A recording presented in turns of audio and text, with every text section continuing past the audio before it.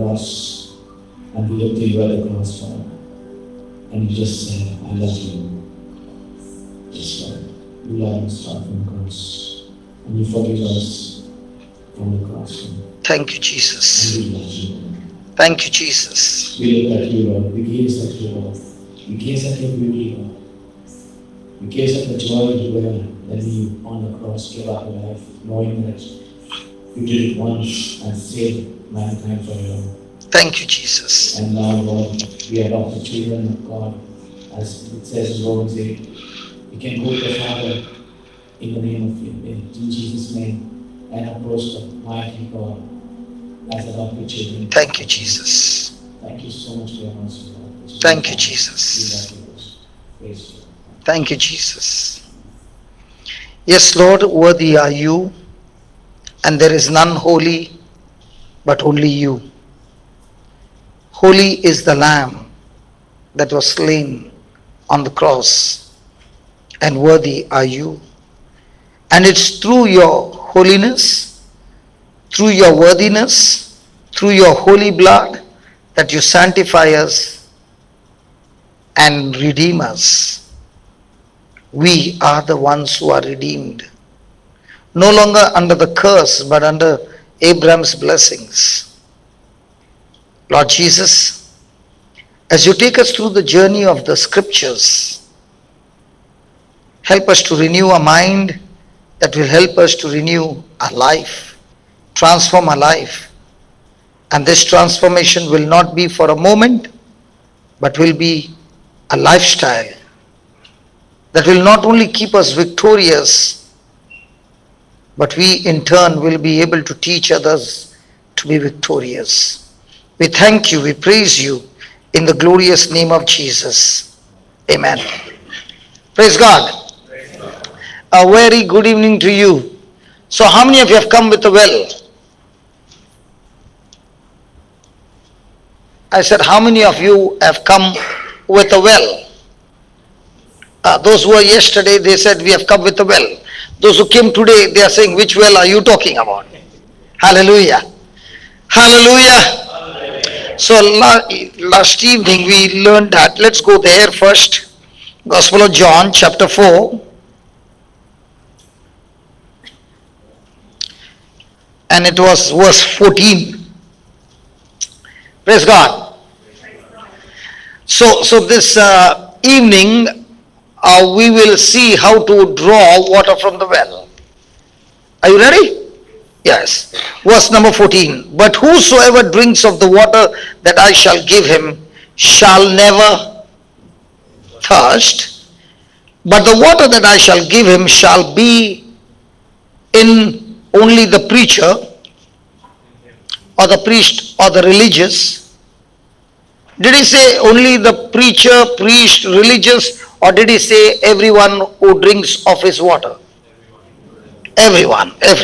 In him shall be in him a well of water springing up into everlasting life.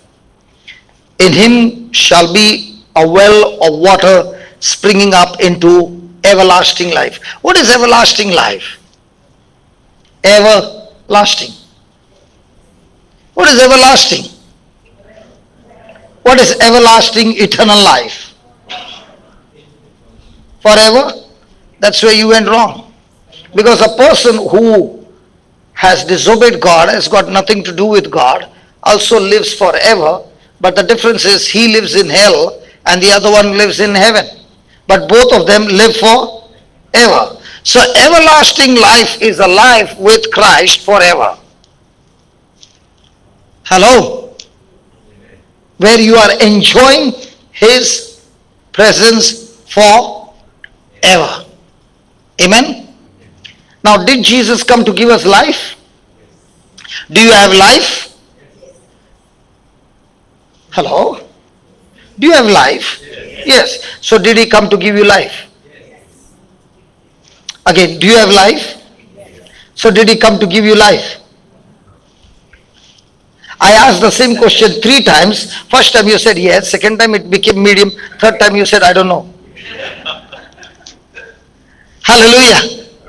So before I understand that Jesus came to give life or everlasting life, I should know what is life. What is life? Vivek, what is life?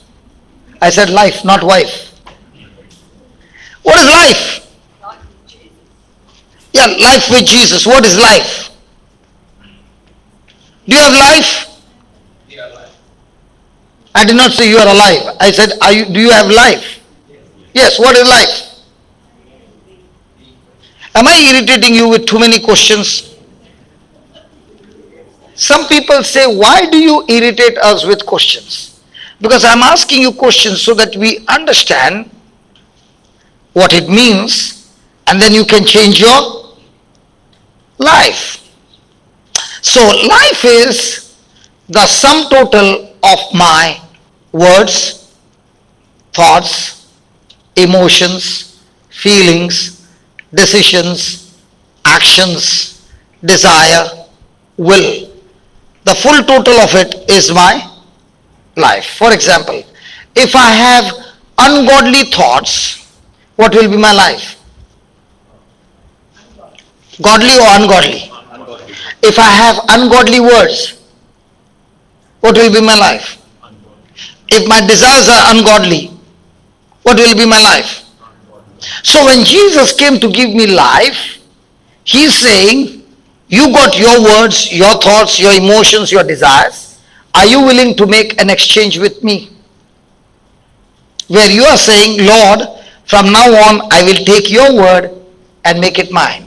I'll take your thoughts and make it mine. What about my words? I crucify them. Praise God. What about my desires? I crucify them. So my words were ungodly. Now I've changed my words to word of God. Now how will be my life? Godly. My thoughts were ungodly. Now I begin to think the way the Bible speaks to me. Now what happened to my life? Godly. Now my desires have changed to do the work of the kingdom of God. Now how is my life? Godly. So when Jesus came to give me life, he came to give me his word, which is a seed that produces the thought, that produces feelings, that produces decision, that produces action, that produces habit, that produces character. Are we understanding? And when Jesus said the thief comes to steal, kill and destroy, what's the meaning of that? The thief comes to give me knowledge which contradicts the word of God but says it's true. For example, Satan came and gave Adam and Eve what? Knowledge. And what knowledge? That what he's saying is true. Did they believe it? Come on, did they believe it? Yes. Did they get into action? Yes. What happened to their God life? Now changed into ungodly life. And what was the result? All that God had given them was stolen by the enemy by deceiving. So what is the enemy going to do today? He does the same. He gives us knowledge which is from the world and makes you believe that it's the right thing. And when people agree to what he said, now are you on God's life or are you on ungodly life? So Jesus said the thief comes to steal, kill and destroy. How does he do that? By giving knowledge in such a way it looks to be true. Hello? Is that right? Okay, now that we learned that in the well is what life? God kind of life. So this God kind of everlasting life is powerful enough to destroy everything that the devil is trying to put in my life. Is that right? So where is the life that can kill cancer? In the well. Where is that life that can heal my marriage? In the well. Where is that life that can give me a breakthrough in my finances? Where? In the well. So where is the Garden of Eden now? In the well. Hello? Hello? So what is my Christian life? My Christian life is how do I grow what is inside the well into manifestation. Let's take for example, is there anybody suffering from migraine?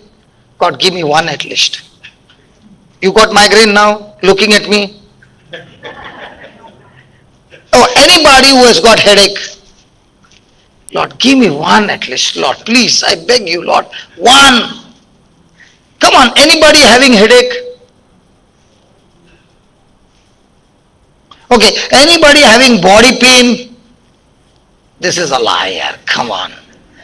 Okay, body pain, okay. Can you please come here? Sir, is it okay if I talk to her? Yes.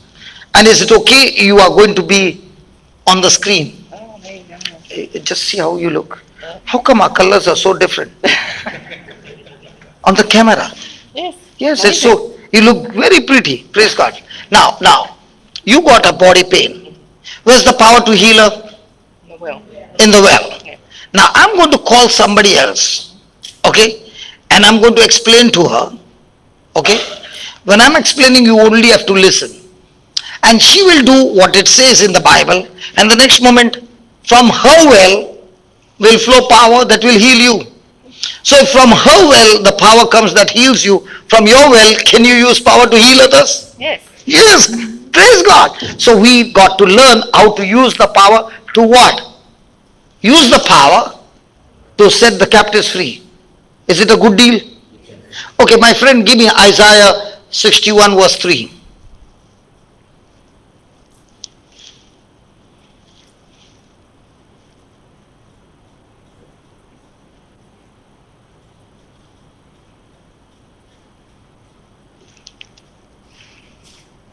Can you read verse 3?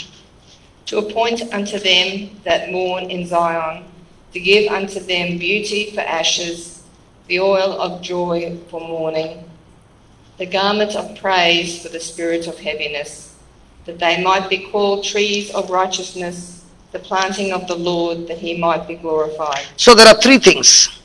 To give unto them. Beauty for ashes. So the people whose lives are full of ashes, means full of brokenness, what will happen?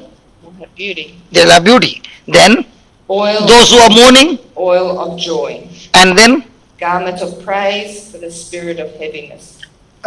my dear sir, if I ask her some questions, is it okay? Sure? Okay.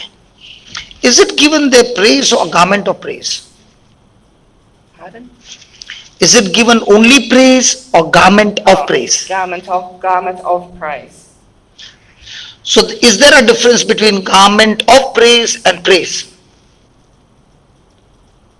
Yes, Yes. Now, are you wearing this garment? I am. Yes. Did it come by praying or did you labor to wear it? I laboured. You labor to wear it. Labored. Now, are you wearing garment in good season or when you are off mood as well?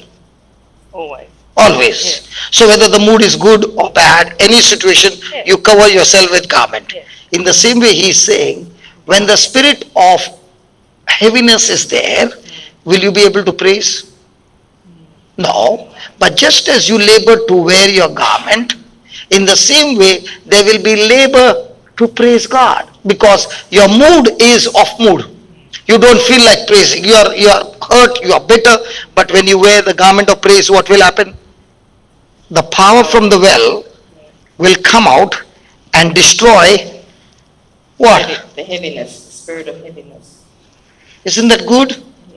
So, do you want to draw water from your well, or I call somebody else to draw water from her well and get the job done? Either or. As long that spirit of heaviness goes. But you know what I'm trying to teach is, if she can get the water out of her well and heal you, can you get the water of your well and heal your children? Yeah. Yeah. Now let's say somebody is saying, my children are not praying, brother, and I'm going through all this trouble. So if she is coming and wearing the garment of praise and praising God, you got healed. So the next time you are praising God and the children are doing exactly opposite. You can see with your eyes they are doing opposite. But what will you say? When I wear the garment of praise and I start praising God, oh Jesus, that spirit of heaviness that has been torturing my family, it has to leave. Is that good? Yeah. So there was one more person there who put the hand up. Was it you? So please come here.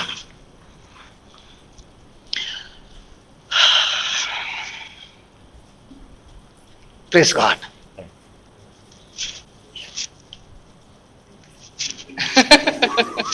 Praise God. Can you come closer? You are going out of the screen. right, Ah, okay. Praise God. So, can you come, Lorraine? Her name is Lorraine, right? Laura. Is your name Laura? Yes. So now, can you see she has got, oh, she didn't bring her shoes. I thought she has come with the shoes. That's why I was interested in calling her. I thought I just took it off. You took it off. Because when I see her shoes, I can remember the Terminator. Okay, Laura, 3 minutes you are going to praise. And when you are praising, you are going to visualize that the water is coming out of your well. These two are going to close their eyes and only listen to your praise. Okay. Is that good? Yeah. Hello, is that good? Yes. So we are learning how to draw the water from the well. Is it good? Yeah. Is it practical? Yes. Go ahead. You need to only praise God. Look at Jesus and start praising God. Praise you, Jesus. Loudly. Praise you, Jesus. Thank you, Jesus. Praise you, Jesus. Thank you, Jesus. Praise you, Jesus. Thank you, Jesus. I love you, Jesus. Praise you, Jesus. I love you, Jesus. I thank you, Jesus. Thank you, Jesus. You are my Lord, God and Savior. You are my Lord. Come on, start praising Him. Thank you, Jesus. Praise you, Jesus. I love you, Jesus. Thank you, Jesus. You're my Lord, God and Savior. Thank you, Jesus. Praise you, Jesus. Praise you, Jesus. Thank you, Jesus. Praise you, Jesus. Thank you, Jesus. Praise you, Jesus. Thank you, Father. Thank you, Abba Father. I love you, Jesus. Thank you, Jesus. I praise you, Jesus. Loudly. Praise you, Jesus. I thank you. Praise Him with power. Come on. Praise you, Jesus. I thank you, Jesus. I praise you. Come on, draw the water from the well. Come on. Thank you, Jesus. Praise you, Jesus. Good. Praise you, Jesus. Praise you, Jesus. Thank you, Father. Thank you, Lord. Thank you, Holy Spirit. Thank you, Holy Spirit. Yeah? Thank you, Father God. Thank you, Jesus. Praise you, Jesus. Thank you, Jesus. Praise you, Jesus. Thank you, Jesus. Praise you, Abba Father. Praise you, Father. Praise you, Father. Go on. Thank you, Father. Thank you, Lord. Better. Thank you, Lord. Thank you, Jesus. Better. Yeah. Praise you, Jesus. Thank you, Jesus. Thank you, Jesus. Praise you, Jesus. Thank you, Jesus. Yeah. Praise you, Jesus. Yeah. Thank you, Yeah. Father. Okay. Thank you, Lord. Okay. Now, what pain you had? So, in my left calf, Okay, now move your calf. Move your leg. Where's the pain? it's better. Yeah, move it. And say thank you, Jesus. Praise Jesus, thank you, Jesus. Thank you, Jesus. Hallelujah, praise Jesus, thank you, Jesus. Yeah, now move. Is there any trace of pain now? It feels different. Yes, and you are sweating. Yeah. Oh, why are you sweating now? You are not sweating during the praise and worship. How come you are sweating now? You are learning to draw the water from the well. And you can check now. Much better. Thank God, no more massaging. So the next time she complains of pain, what will you do? Tell her, I will wear the garment of praise and give God the highest praise. What happens to the spirit of heaviness? It has to leave. Did we pray for the healing? Or did we believe the scripture? Read scripture. So, when you're praising God, has the heaviness gone? Yes. Now, will your mourning turn into joy? Will your ashes turn into beauty? Yes. So, what is he saying? Just as you labor to wear your garment, and you wear the garment in all season. No? Or when you're off mode, you don't wear garments. In the same way, no matter what the mood is, no matter what the situation is, I shall praise the Lord. If my brother Vivek is teaching us to praise God in the church, the real battle is not praising God inside the church. The real battle is when everything is going crazy in your life, and what you're practicing in the church is the time when you open your mouth and start praising Him at that time. When you praise God at that time, that spirit of heaviness which has been attacking you gets paralyzed. So the more you torture me, devil, I know when I wear the garment of praise, every word coming out of my mouth is coming from the well, and it's going to destroy you. Now the same lady praises God for 3 minutes without the scripture. She is praising God, but she never got connected. But the same person is now praising God by connection. Now has she sucked that water from the well? So to suck the water from the well, is it going to depend on my believing in His written word? Yeah. So now you understand, I can draw the water from the well, the more and more I get stuck to His written word. Was it good?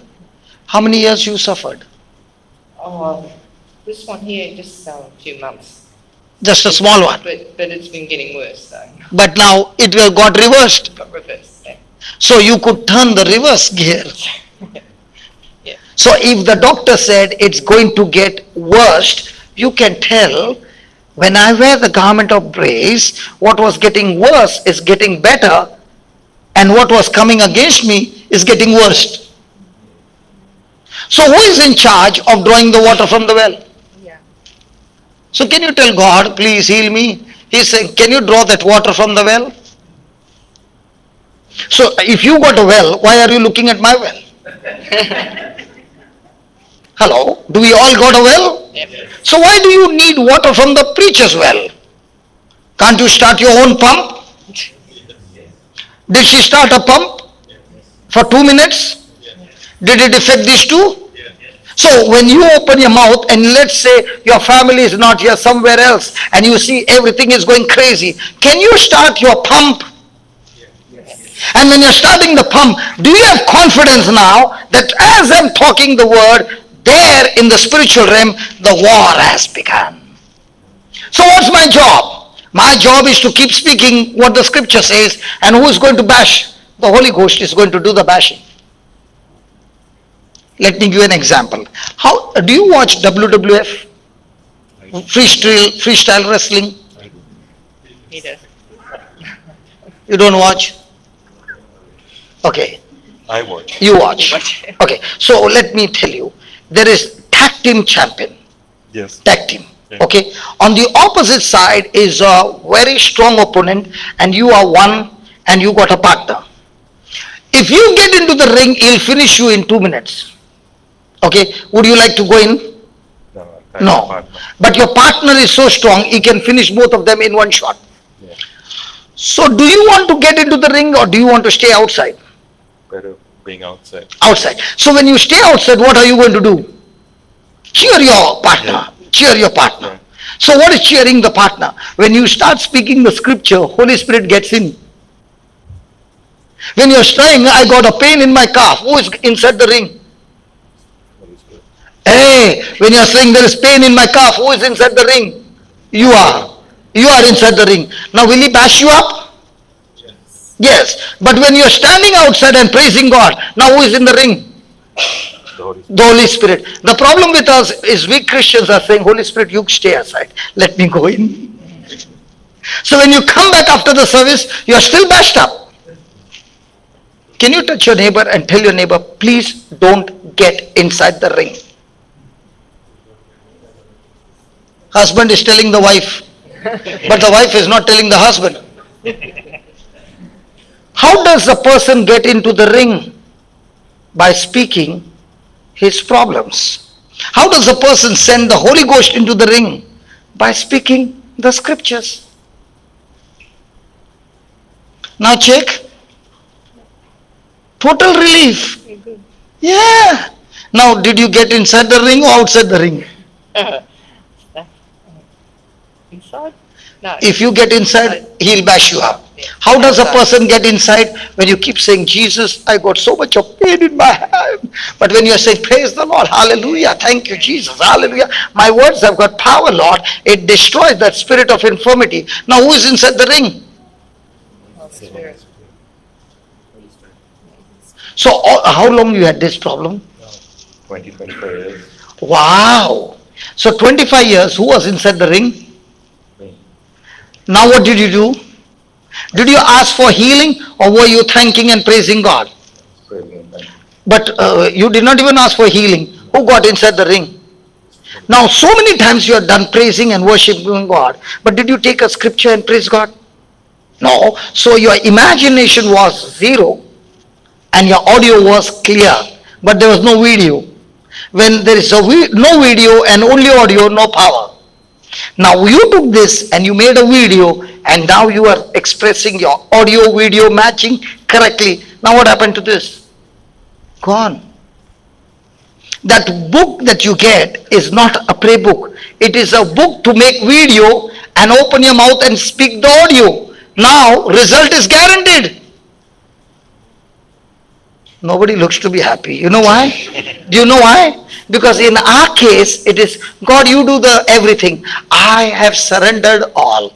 Why don't you do the same? I surrender all and you don't cook food. And when your husband comes, tell him, I have surrendered all to God. Will the food get cooked? Hello?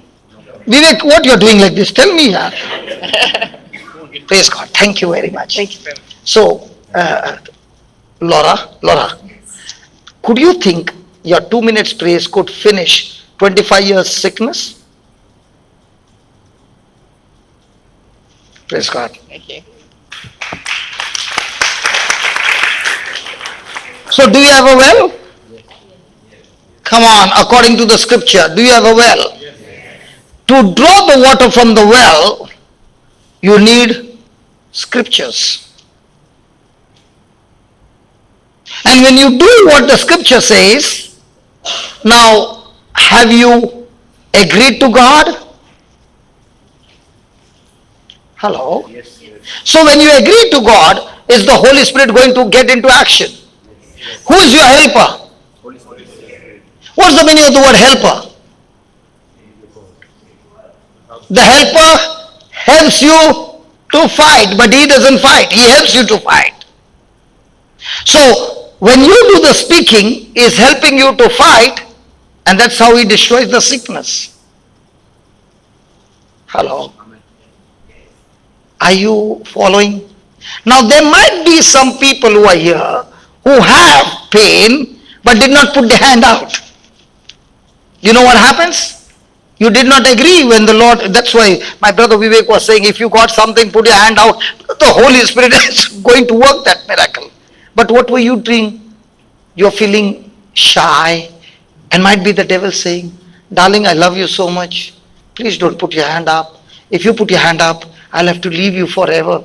I love you so much. I will never leave you, never forsake you. I will go with you till you go into the grave.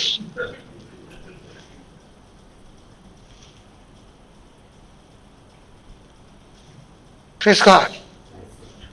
Can we give the Lord a big hand for that?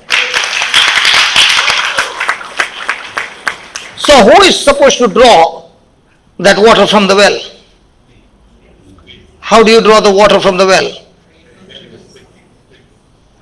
By agreeing to the word of God, believing not with sense knowledge, but word knowledge. Praise God. My friend, do you have an amplified Bible? Wow, put an amplified Bible, Proverbs chapter 18 verse 14. Proverbs chapter 18 verse 14. Now listen. Do we all agree that according to Jesus, when we got born again, there's a well of life? Hello? Come on, can we talk please? If you talk, then I can explain better. Is the well inside? Here or in my spirit? In my spirit. Praise God. Now in that well is everlasting life or the victorious life. Praise God. Hallelujah. I want you to read that. The strong spirit of a man sustains him in bodily pain or trouble, but a weak and broken spirit who can raise up or bear. So there is a strong spirit and there is a broken or a weak spirit. Now. How many of you eat food every day? Fantastic. How many of you ate meal before coming here? Fantastic. And how many of you have decided that you will surely go home and eat food? Fantastic. Now my question is, why do you eat that food? Because you love to eat. Sorry? Because after you eat the food, you are at rest, going to sleep, but your stomach is working. What is your stomach going to do with that food? Your stomach converts that food into an energy called calories. And your body starts using calories. As the calories are getting consumed, the stomach says, more fuel. Is that right? Oh, you don't know all that? Come on. Now, does it look like I have not fed my stomach? Is it well fed or overfed? In the same way, he says, there are people who have fed their spirit so much that their spirit is strong. So how do I feed my spirit? I feed my spirit by the preaching, teaching of the Word of God. And I feed and I feed and I feed and I feed and I overfeed so much that the spirit becomes strong. When the spirit becomes strong, the person only speaks what the spirit says, because the strong spirit has authority over his soul. Now let me give you an example. A person is depressed. Is his spirit strong or weak? So are there some symptoms? When a person is angry, the spirit is strong or weak? The person is full of anxiety, the spirit is strong or weak? The person is all the time hurt, strong spirit, weak spirit. The person is jealous. The person is full of envy. The person is full of selfishness. The person is taking a small thing and making it into a mountain. Now these are the symptoms of a weak spirit. So when a person goes to a preacher and says, can you just pray over me that all these things will go? Even if the preacher prays and the person is not feeding his spirit, the prayer won't work, because the cause of all these issues is that the spirit has not been fed. If I overeat my food, it will have a bad effect on my body. But if a person overeats the spiritual food called the Word of God, there are no side effects, bad effect, there is only good effect. Hello? So when does a person's spirit become strong? Let's say a person is in depression and he goes to the doctor. What do you think the doctor will give him medicine? Any nurses here? Any nurse? What do you think the doctor's medicine is for depression? They say anti-depression pills. What is that? All that the doctor does is put your brain to a slow function or put you to sleep. They cannot deal with depression because the root of depression is not physical, it is spiritual. The person gets into sleep mode or slow thinking mood, and he's all the whole day when he takes those pills, he's all the time spooky. But the same person now feeds his spirit with the Word of God day and night. and overdoses it. The person is not only free from depression, now the person is able to destroy every work of Satan. Why am I saying that? Because I used to be a man of depression. I used to be a psychiatric patient. I could not take bath with the door closed. I could not stay in a room by myself. But the same person, when I was introduced to Jesus and I began to study the word day and night and began to feed my spirit day and night with the teachings of the word, I don't know where depression went. So at that time I did not understand, but today I can understand. I overdose by eating the word of God. I eat with my mouth the natural feed, the natural food, but I eat with my ears the spiritual food. That's why the Bible says faith comes by. So when you're more and more hearing by the word of God, who is coming? Faith. And the more and more you are sitting in front of the television and they're giving all kinds of virus that are going around and all kinds of things going around, and you're watching it and hearing it, watching it, hearing it, and now somebody sneezing, what comes to you? So your immune system is getting stronger or your immune system is getting weaker? So what kind of knowledge are you feeding every day? Because whatever you are feeding every day, your spirit can become strong or your spirit can become weak. How many of you want good things to happen in your life? I knew Vivek will put first only. And how many of you want God to bring good things in your life? I've got very, very bad news for you. My friend just put Matthew chapter 12, verse number 35.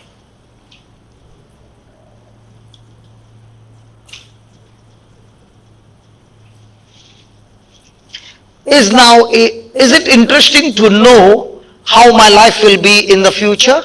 It's so simple. Please read that.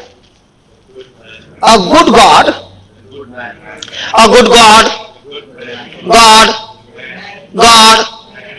God, see correctly. Now are these words of Jesus? Yeah. A good man out of the good treasure where?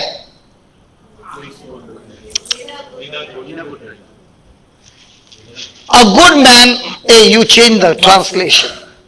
Put that KJV.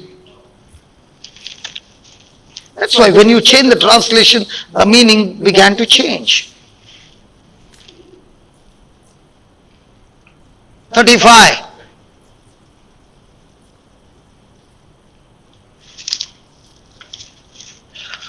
Come on, read it now. A good man of the good treasure. So where's the good treasure? Where's the evil treasure?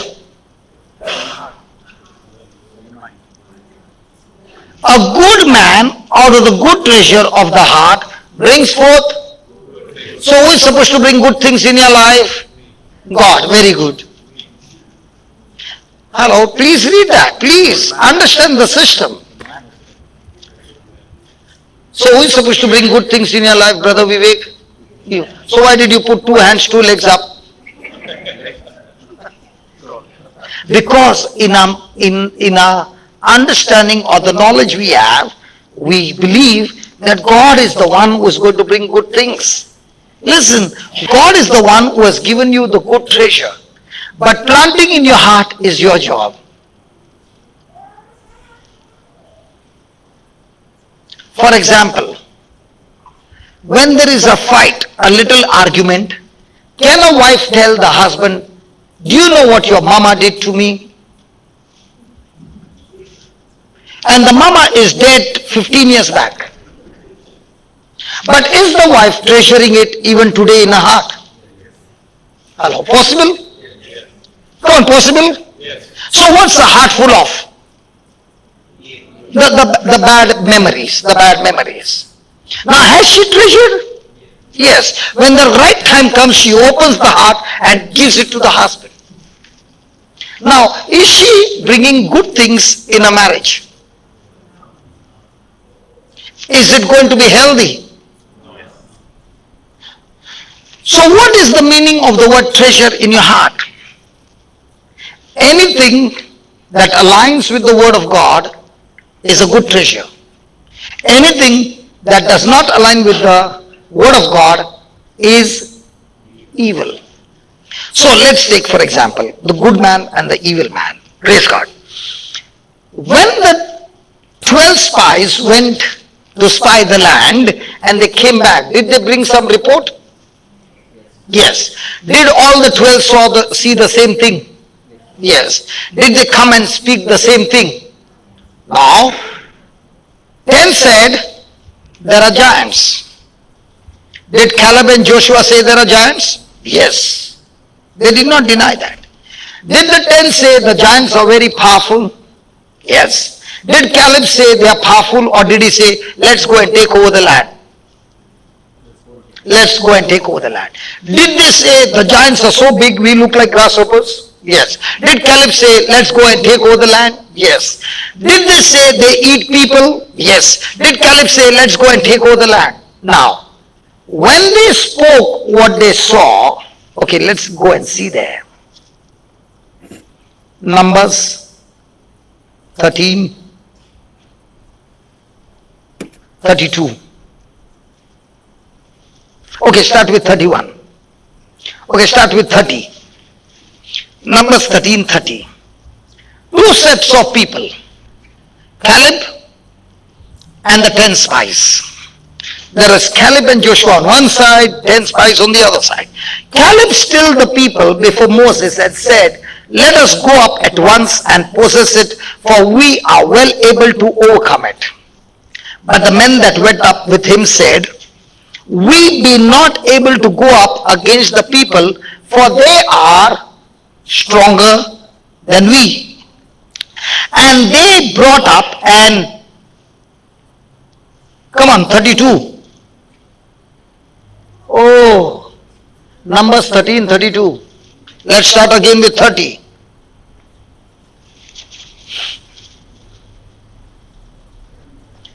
One 3 13 30. 1330. Yeah, verse 30. Numbers.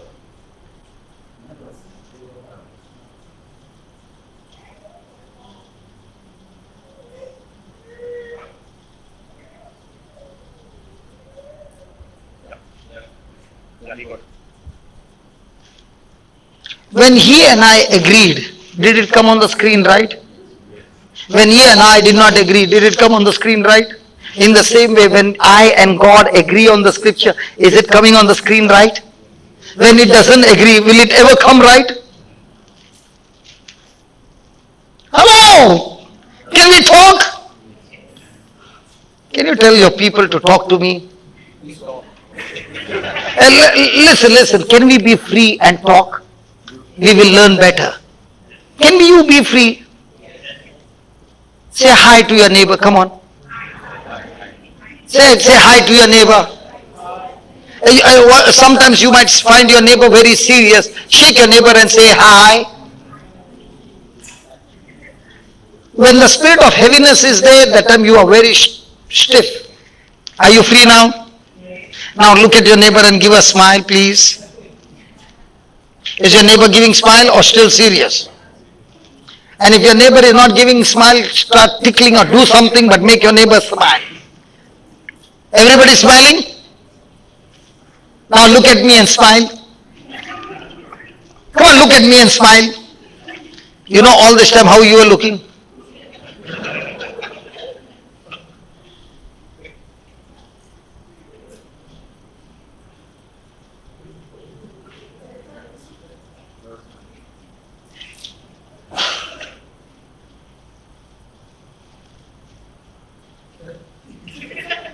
Imagine I'm looking at you for 2 hours. Hallelujah. Okay. Verse 30. Let's start again. Caleb stilled the people. Come on, read it. Caleb stilled the people before Moses and said, let us go up at once and possess it, for we are well able to overcome it. But, say that but, have you ever been using the word but?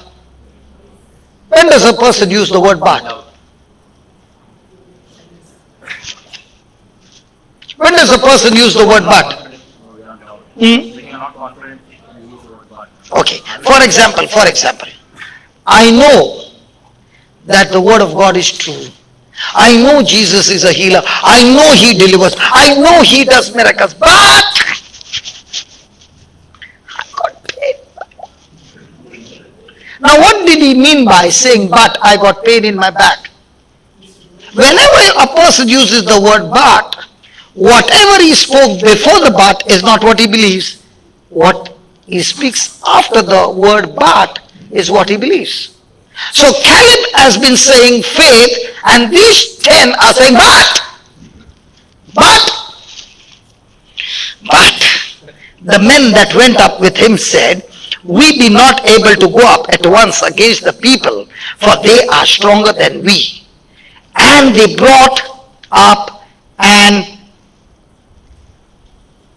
sweetheart, if you don't agree with me, you know how they look. Come on, give me 32. And they,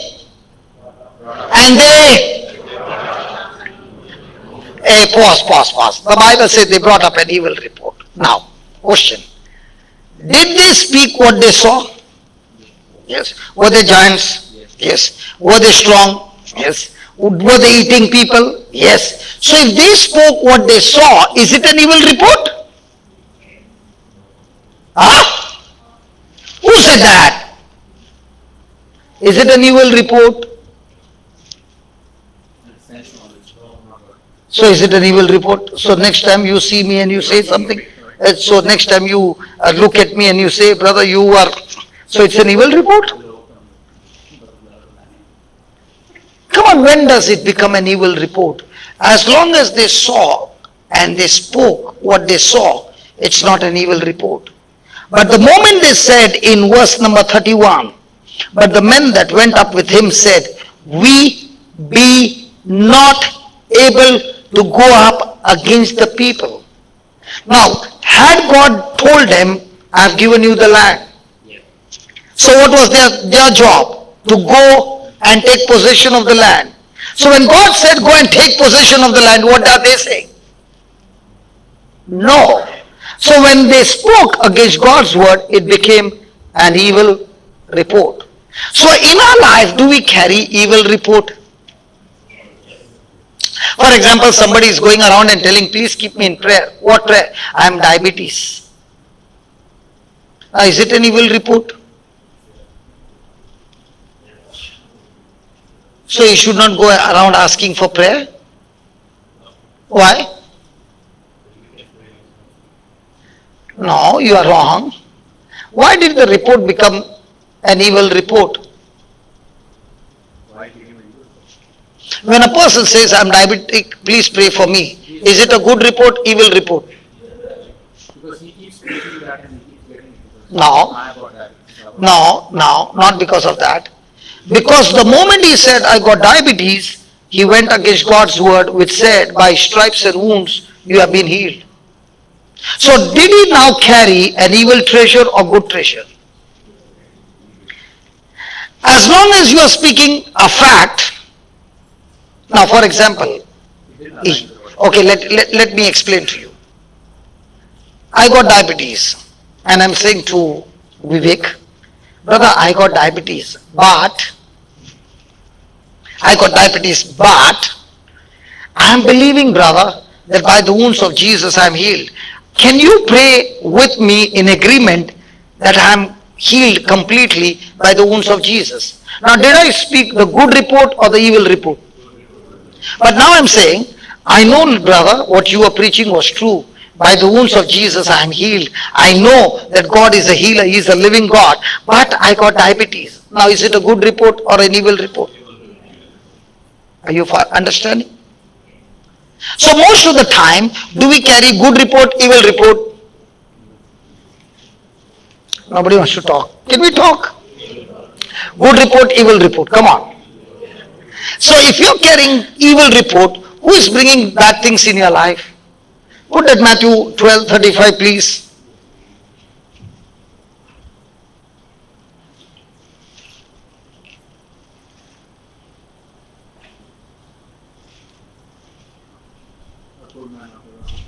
A good man out of the good treasure of his heart brings forth good things.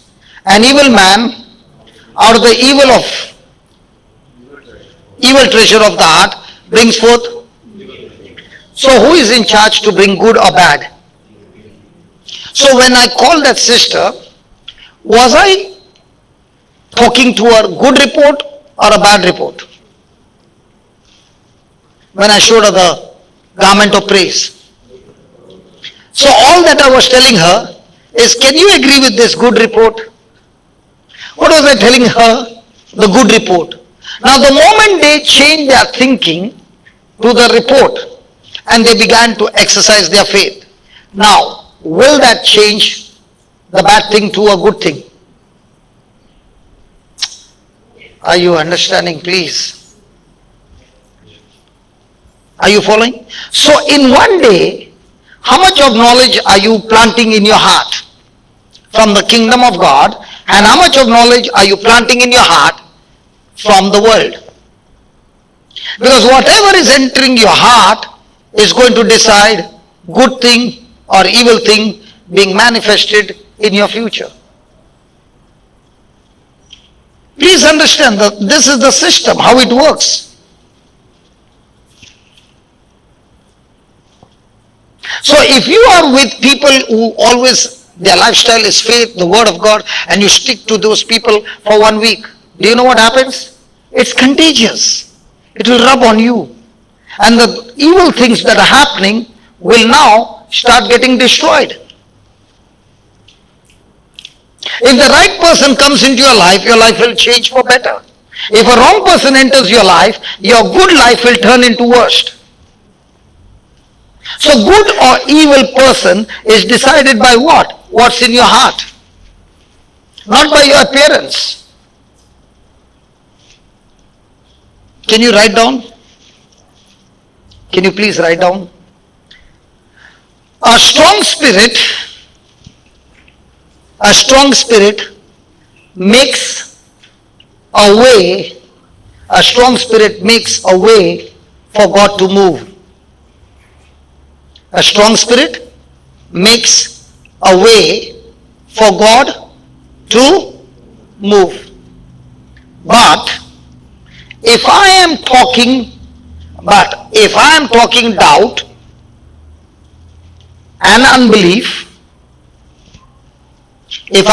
doubt and unbelief, it shuts the door to the supernatural.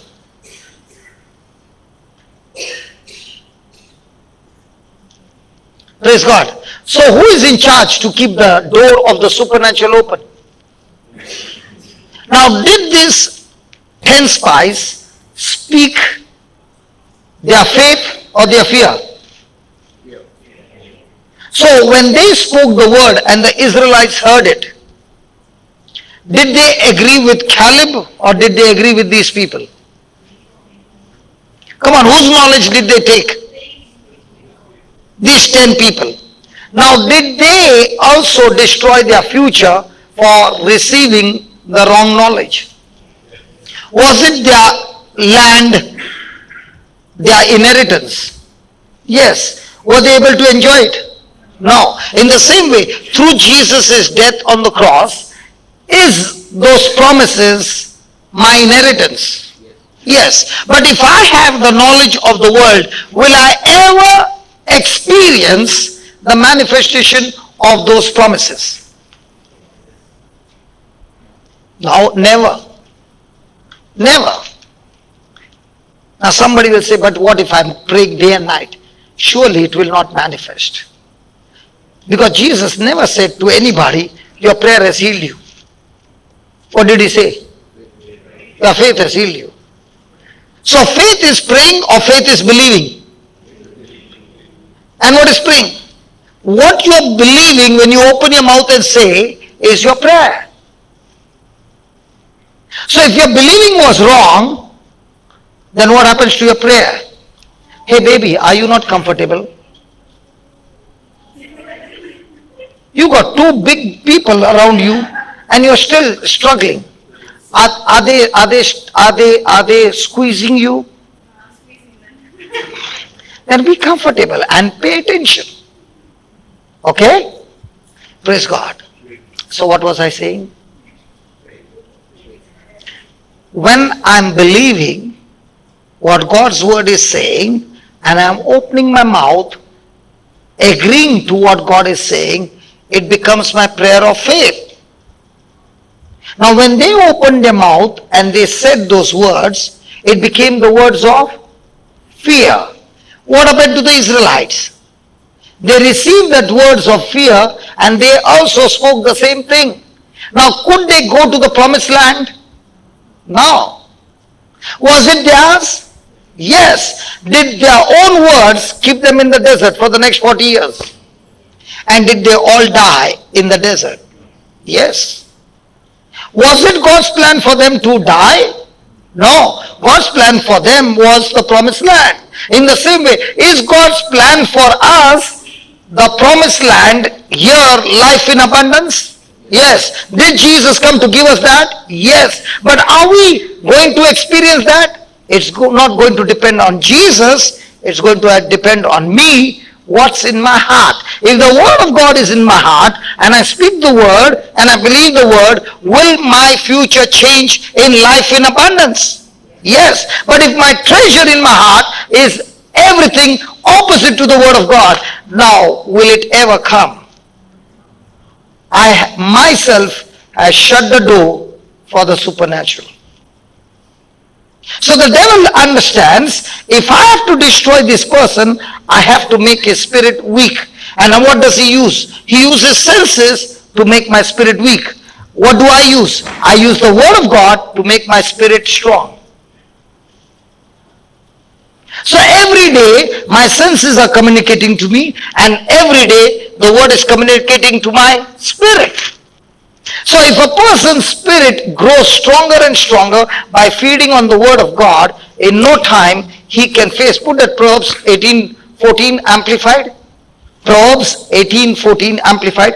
A strong spirit of a man sustains him in any kind of bodily pain, in any kind of sickness, in any kind of trial, in any kind of storm, he is victorious. But a weak spirit or a broken spirit, he cannot rise up, neither can he bear those storms, they will kill him. Okay, let's go to 2 Corinthians chapter, just read this and then we'll go. Proverbs 18:14.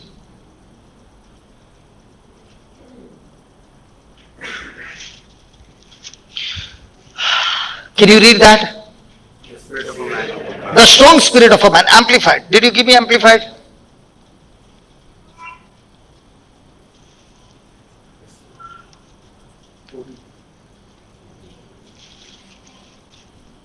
Yeah, come on, read it.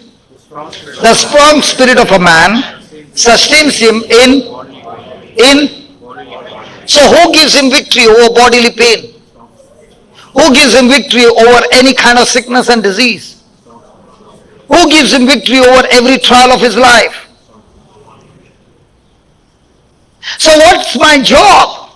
To feed my spirit every day and every day and every day, so that when the battle begins, my spirit is so strong, it does not accept what the current situation is. It only accepts what is treasured in my heart and keeps speaking what is treasured in my heart. And when he continues to speak what is treasured in his heart, that speaking of the word of faith brings forth physical manifestation in his life.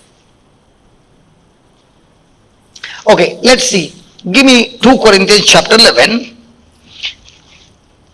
and verse number 24. Or start with 23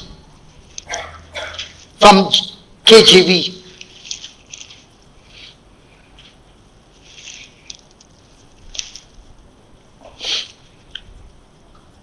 Are you ready? Read it. Are they ministers of Christ?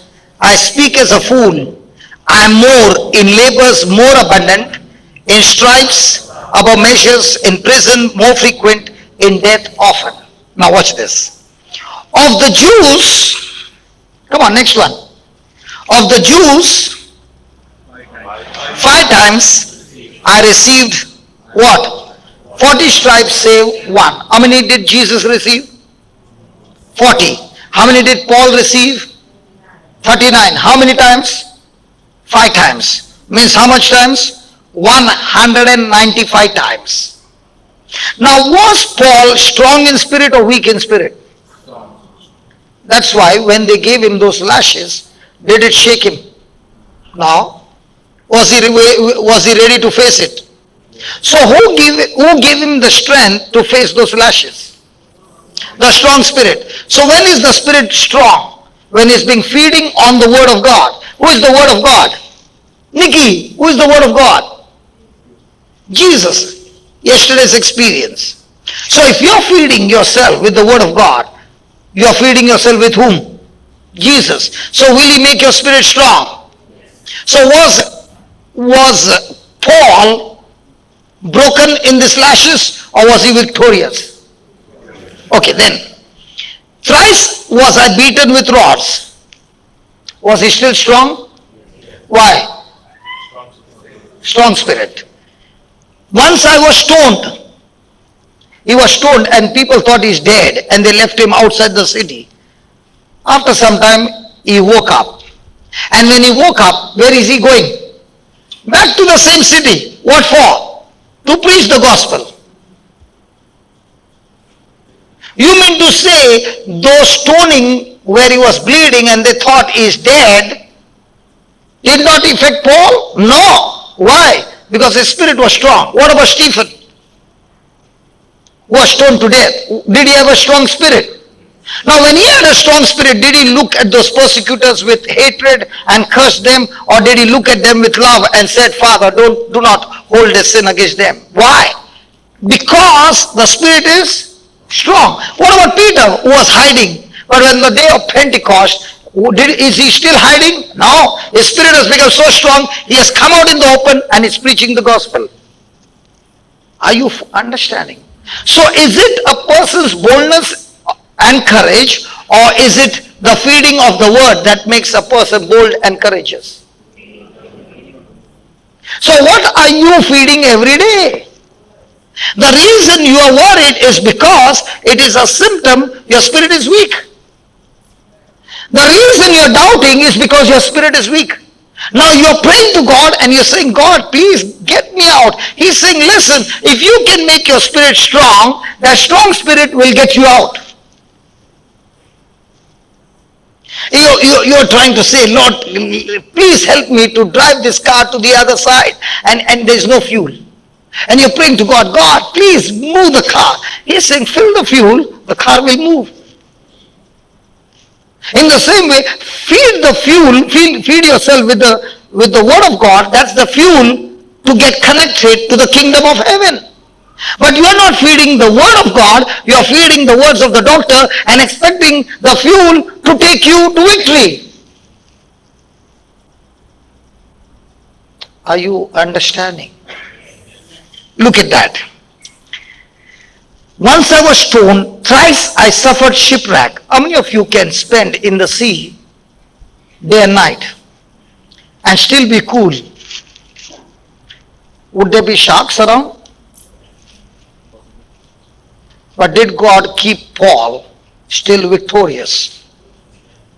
Did he have once experience? No. He had 3 times. When you read the chapter, you see everything that has come against him is extreme negativity. But in all this he's saying, I am rejoicing. Look at the verse 27. In weariness and painfulness, in watching often, in hunger and thirst, in fasting often, in cold and nakedness, beside those things that are without, that which came upon me daily, the care of all the church. Who is weak? Who is weak? I am not weak. Who is offended? I am not burnt out. Why is he saying that? Because his spirit is.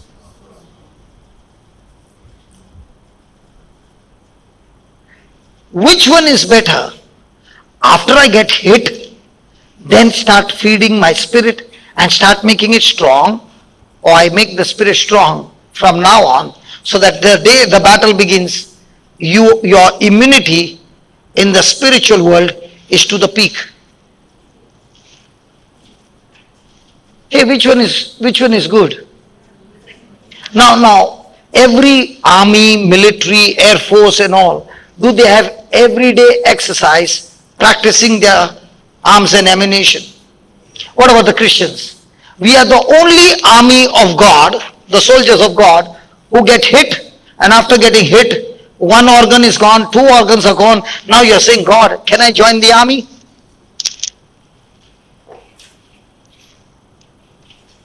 But there also it will not be, can I join the army? Please pray for me. The biggest bondage in the church is, you pray for me. Why don't you tell the same thing? You eat your food and pray for me that my stomach becomes full. Can the preacher eat on your behalf food and pray for you? I'll eat your share of food and I'll pray for you. Your stomach will become full. Nobody wants to talk. Hello? Is it possible? So do you need to feed your own spirit? Yes. Praise God. Do you know, when you go to the preacher and ask him to pray, you are only asking for a jump start. And in that jump start you get healed. And then you're so happy and you're saying, I got what I wanted. Bye bye Jesus. When I get that second shot, I'll come back. But when you come back the second shot won't be of the same intensity. The devil will come back, but this time he'll give you such a hard one that you will break down.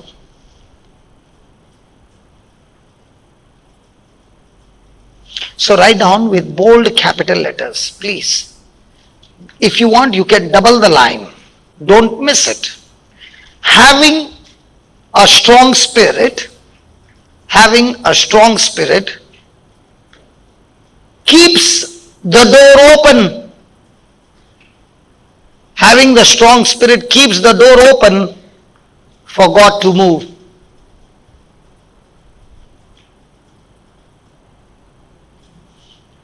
Can you ask your neighbor, which door have you kept open?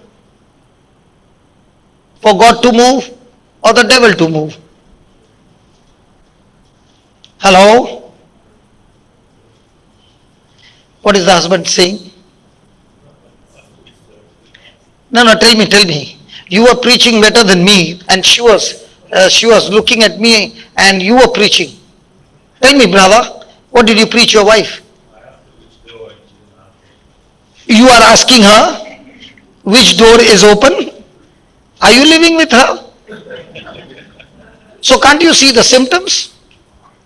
Hey, listen, when you go because some health problem, does the doctor say we need to do some test? Why is he saying we need to do some blood test, this test, that test? Because there you come to know the symptoms. So when there are symptoms which are showing something is wrong, is your body healthy or sick? So when you see the symptoms of worry, is your spirit healthy or weak? Good. If there is jealousy, if there is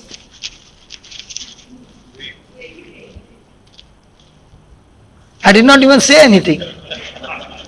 You understood the sign language? Praise God. Hallelujah.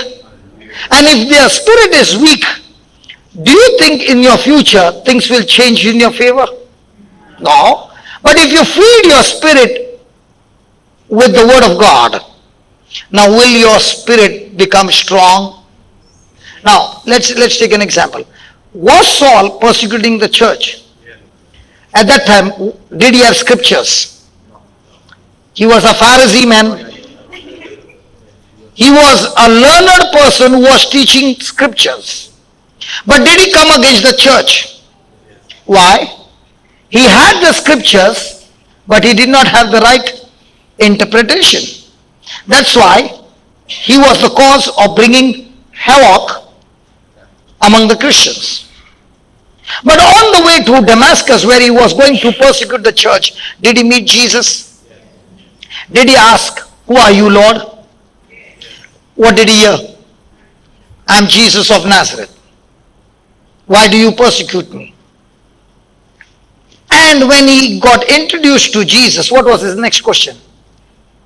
"What do you want me to do for you?" And he became blind. 3 days, what was he praying for?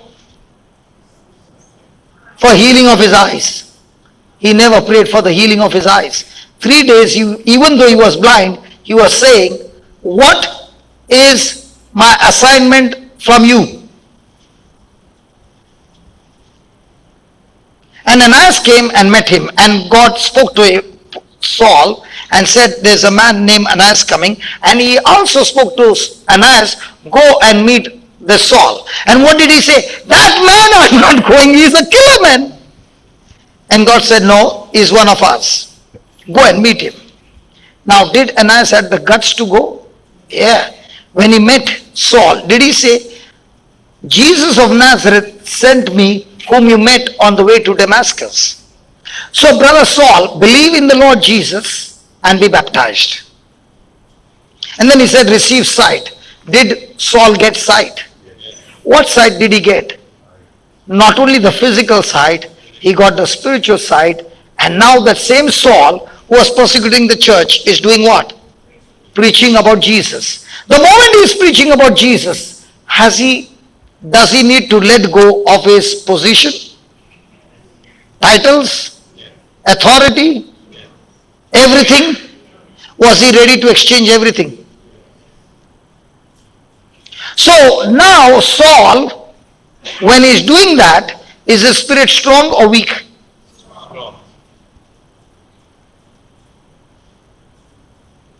So just because I know the scripture, does it mean my spirit is strong? Now how many times we say, "Come on, let's have praise and worship," and you are singing for half an hour? Does that mean your spirit is strong? But now I called that sister and said, "Open your mouth and praise God for 2 minutes and all these healings will take place." Now, did I give her understanding? Come on, with that understanding, when you began to believe, is your spirit getting stronger? When your spirit became strong, what happened to that sickness? It had to leave. So what is very important? That I read the Bible every day, or I understand what I'm reading? Because only when I understand, I am able to believe. So why does God introduce a preacher in the church? Because the preacher's job is to make the people understand the system in the kingdom of God. And when the people go with understanding and they go back home and they practice what they understood, they will never come back to the church again the same. That's what happened with Jesus. He sent the 72 and gave them power and authority and said, "Go and cast out demons, heal the sick, preach the gospel." When they came back, did they come back with joy? Yeah. And what was the joy? Jesus, even the demons are subject to us in your name. When your spirit is strong, demons begin to be subject to you. When your spirit is weak, demons begin to torture you. Either you trouble the demons or demons trouble you.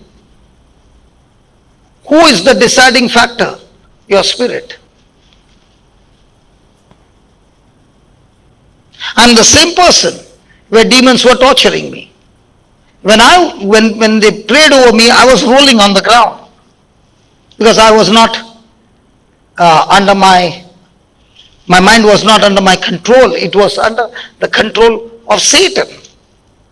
But when I got delivered, a thirst came in me to study the word. I got delivered, I got healed, I got all that. Now I could have said, thank you, Jesus, bye bye, see you, and I will go join my own life. No, I began to feed on the Spirit, on the word, and the more and more I began to feed the word, my life began to change.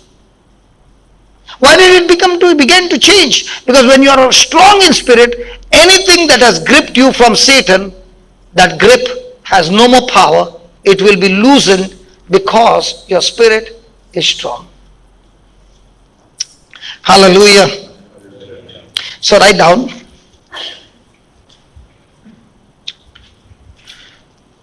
A strong spirit will get us, a strong spirit will get us through anything. Through anything.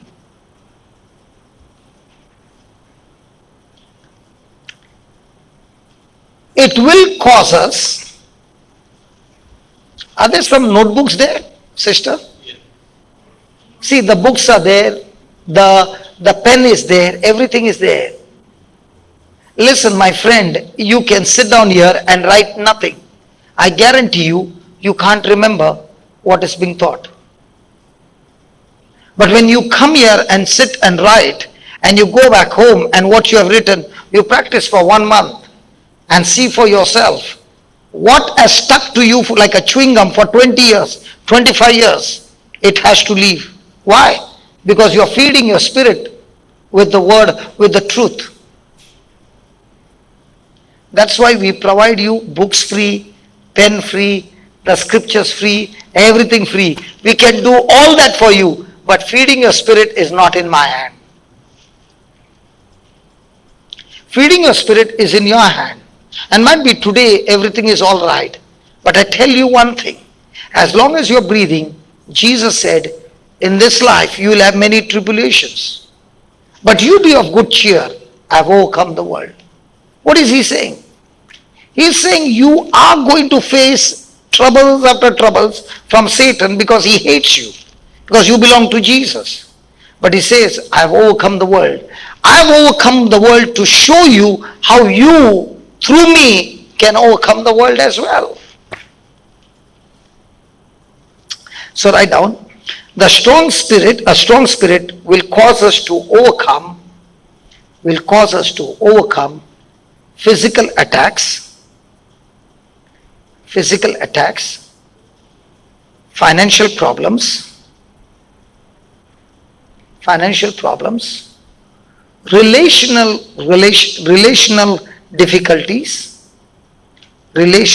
difficulties,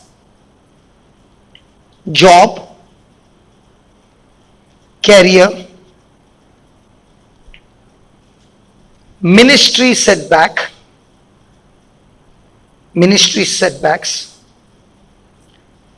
emotional challenges,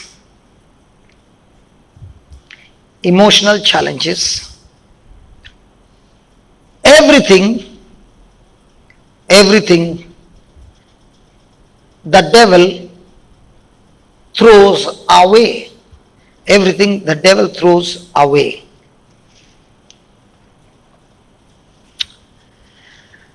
Praise God. When I met the Lord after I lost everything in life. I am from Bombay. I was manufacturing diamond tools and I lost my factories, I lost my house, and I came on the street. And after I came on the street, when I went into depression and my memory was gone and I did not know my name, that is the time a lady came to my house, spoke to my wife and said, because she heard about from somebody, this person is suffering like this, and she told my wife, if we can take him to this particular place where the word of God is being preached, your husband can be set free. And that lady came to my house, picked me up and took me to the place where I was introduced Jesus. My question is, if this lady had not come to take me there, I would have died 23 years back. what I receive freely, I also do the same from morning till night. I preached in the morning, I preached in the afternoon, I preached at night, and by the time I go home, there are so many messages that by the time I go to sleep, it's 2 o'clock or 3 o'clock. So why do you work so much? Because I know what it means to suffer when a person has lost everything in life. I know what it means to stay on the street. I know what it means to sleep without food at night. I know, I've been there. And I'm from Bombay. I lived in Bombay on Vada Pav. You know Vada Pav? You're from Bombay? Yeah. Vada Pav and omelette pav on the street was my food for 8 months. When I did not have money, I would take a glucose packet, and buying tea was very expensive. So I would take a glass of water, dip that biscuit into the water and eat it, because that glucose biscuit gives tremendous calorie to work. Those were my days. And when the Lord touched me and began to change my life, and I started my business, the same business, He began to work things in my life. And then He put in my heart to make the first album. And we wanted to record the first album. We did not have money to buy a mic stand. And I was the person who was holding the mic because I can't sing. If I sing, even Vivek gets puzzled. So nobody takes me in the choir. It's okay. They let them not take. No problem. Even today when I was singing, I can give words, but I can't sing. Because if I sing, everything goes crazy. So I was the one who was holding the mic. And the person who was recording on the computer said, cut. I said, why cut? He said, your hand shook, brother. I could not bear it, and I did not want to cry in front of everybody. So I went to the washroom and I began to cry. And I said, I don't have the money. If I had the money, I could do the recording. Now what do I do? And he said, look around. And he showed me a mop. He said, can't you use the mop as your mic stand? I said, yeah. I can tie the mop to the curtain rod and the mic stand is ready. Every mic stand is coming from down up. My mic stand came from up down. And the first album was recorded on a mop stand, but never sold a single copy. I would record it on the computer, 6 to 7 CDs, and go looking around. Whom can I give it? And tell them, listen to this, it will change your life. That is how I started the ministry. And today when I look behind, this mic stand tells me from where my God has brought me. And I'm not ashamed to say that, because that's where He changed my life. And I thank God He did not perform miracles in my life. I thank God He taught me how to make my spirit strong, and the strong spirit began to kill one by one every work of Satan and brought prosperity in my life. I thank God for the process. I thank God He did not give me a miracle, but He began to teach me the process. And now I understand why He taught me the process. So that when I come out, I can teach people, hey, you make the spirit strong, the same thing comes to you. Can you touch your neighbor and tell your neighbor, you need guts to believe. In the kingdom of God, if you don't have the guts to believe, you will be all your life dying like a beggar, whereas the inheritance is yours, and you will never experience that inheritance. But all your life, you will be dying in suffering, in torture, whereas through Jesus, inheritance is waiting. That is why when I began to follow the system, 23 years are gone. Vivek knows me in those days. Never took a love offering. No church or no place anybody can say he took a collection. For 23 years. Why am I so sure? My spirit is strong. And my strong spirit says, my God supplies all my needs. Has He been supplying? Oh yeah. Has He been paying all the bills? Yeah. Not only my family I'm talking about. I'm talking about the ministry cost. That's why the ministry buys the flight tickets. We don't tell people, okay, I'm coming, so buy my ticket. No. This strong spirit buys my flight tickets. I can stand here and give you testimony after testimony how the strong spirit gives you victory. But after you leave from this place, you will feel very good. But you need guts to believe, to go home and feed your spirit every day for 2 hours, 3 hours, and then come back and tell me it doesn't work. You can't. You know, when you feed your spirit with the word of God, when the trial comes, you speak like a strong man against all those trials and kill it and destroy it. What do you want to end up as? Beggar or believer? What pleases God? Beggars or believers? The Bible says you can't please God with your prayer, by your Bible reading, by your praise, worship, nothing. The only thing that pleases God is your faith. Hallelujah. Right on. Is it interesting? Is it challenging? And if you practice it, will you see results? And if you don't practice, don't expect result. Because only the good treasure in your heart can bring forth good things. Has God shown us the system? Do you need to follow the Creator's system? But if you don't follow His system, will that potential that He has put in you ever begin to manifest? Believe me, when they gave me the mic the first time, that is the day I got married, I could not speak. I was sweating. And what I prepared, I did not know which pocket I'd kept. Until the end, I did not find it. And I was saying, go. For the first time, I'm facing the crowd. And the Lord began to show me, and He said, listen, the first time you got the mic, you could not speak. How come now you're speaking? Now I'm not giving the mic. Your very weakness, when your spirit becomes strong, your weaknesses are gone. And now you can see the grace of God taking over, and now you can see the manifestation of God's glory.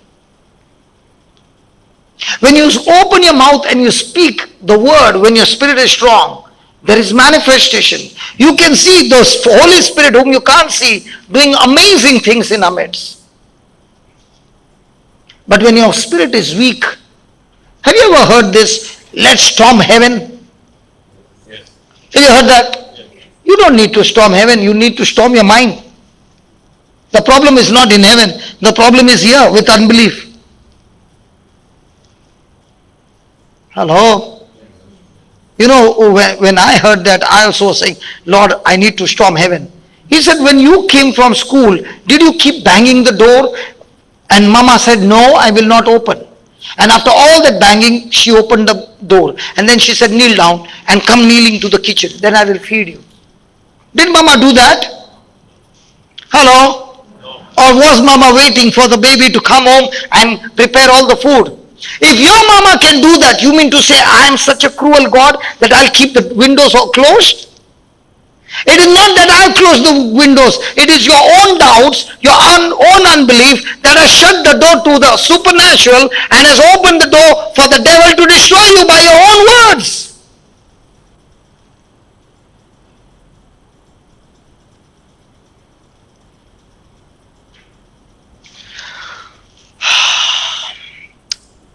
Can you write down? We can build a barrier.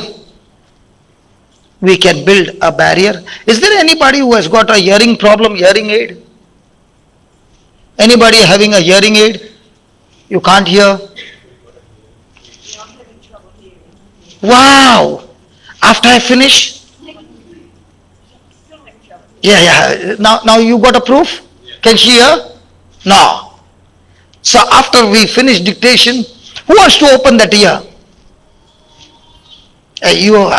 I want somebody who is not open. Hey baby, are you ready? Good. When I finish, are you writing down? Show me. Good. So after I finish my dictation, I'm going to call you and we will destroy that hearing aid forever. So when people come to church and they go out of church, they should go out of the church different. That's what happened in the early church. When people came sick, they went back home healed. Because they were being taught to make their spirit strong. Okay, we can build a barrier, a force field,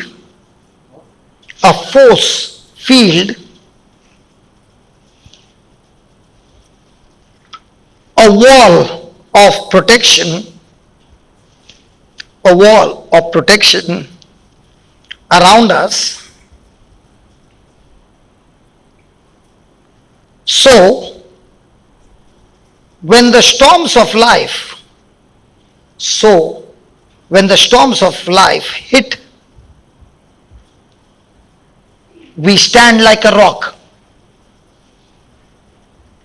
We stand like a rock, unshaken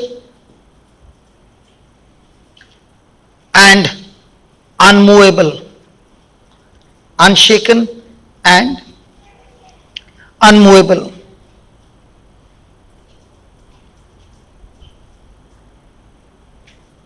Next line. Our spirits can become so rooted,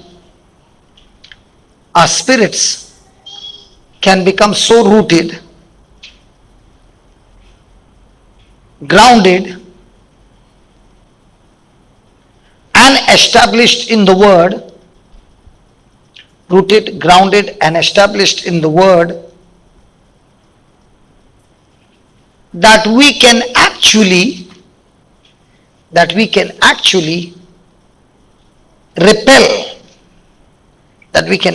repel disease,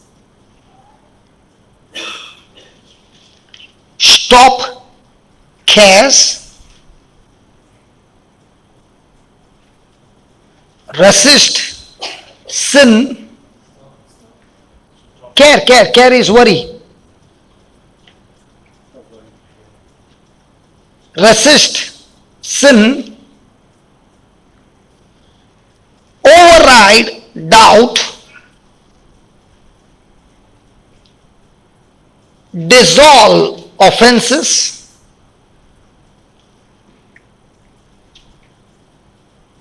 and block pressure. Isn't that good? Hello? Yes. Then, we can build a spiritual immune system. We can build a spiritual immune system.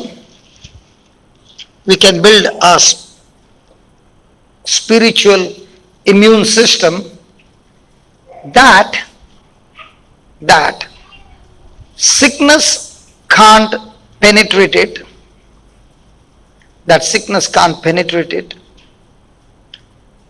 Discouragement can't penetrate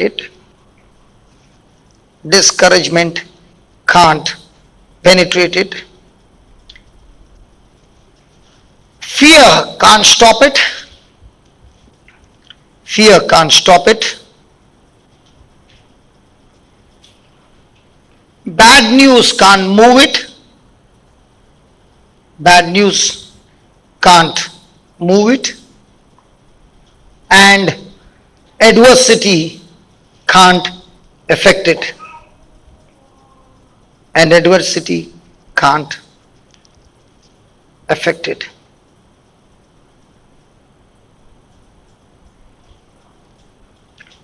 We got to learn never to give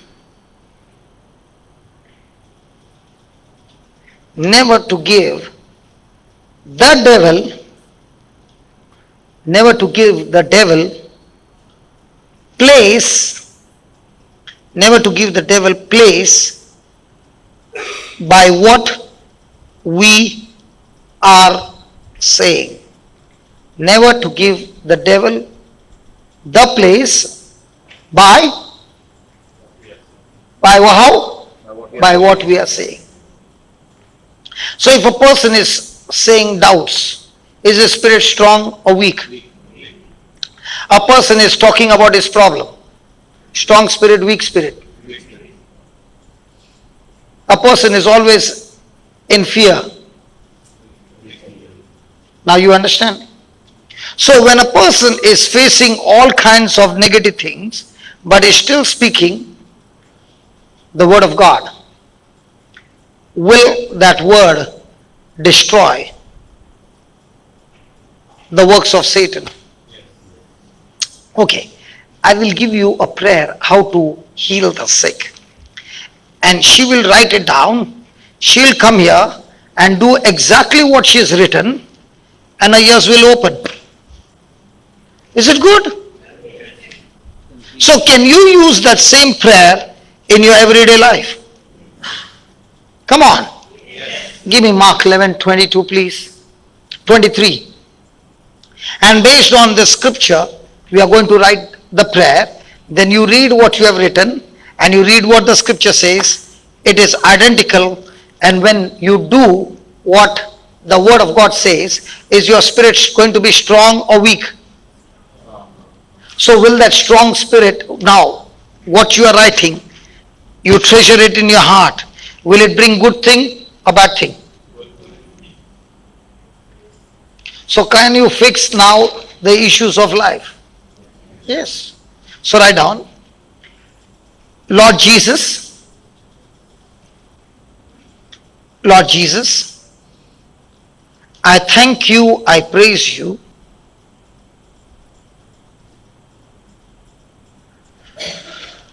You are my Lord, God and Savior. You are my Lord, God and Savior. And you said, whosoever, I thank you for anointing me. You said, whosoever, I thank you for anointing me, that now I can say to this mountain,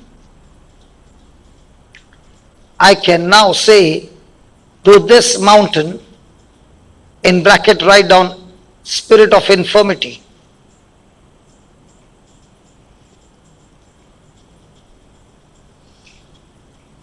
I can now say to this mountain, I bind you,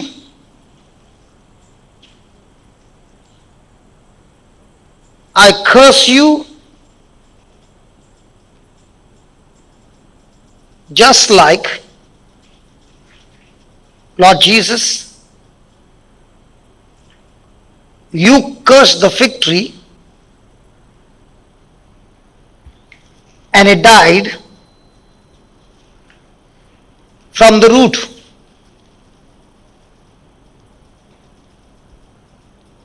In the same way,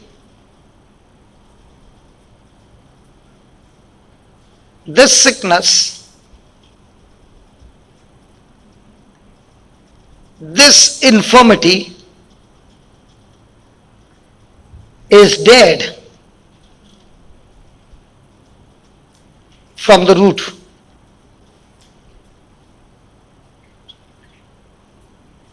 In the name of Jesus, I rebuke you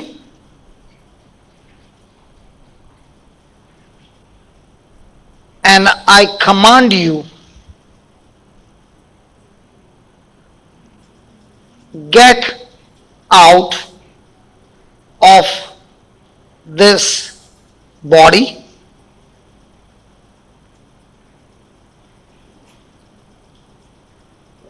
from the root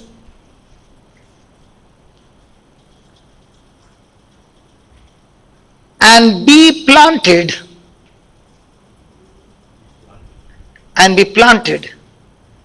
in the sea that God has created for you. That God has created for you. In the name of Jesus,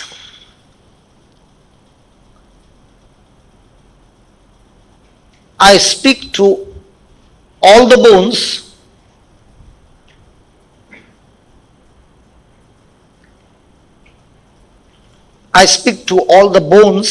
B-O-N-E-S, all the bones, be aligned,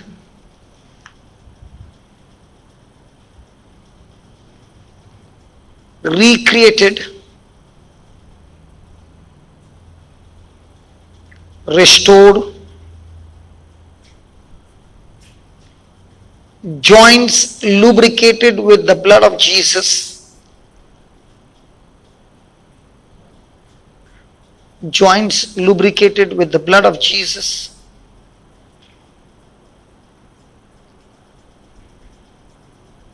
Go back to your original position. Go back to your original position. I speak new cartilages,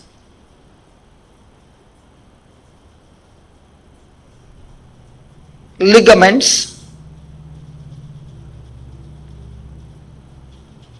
tendons, nerves be loosed, loosed, L-O-O-S-E-D, loosed. All the organs in this body, I command you, function perfectly. Function perfectly. All malfunctioning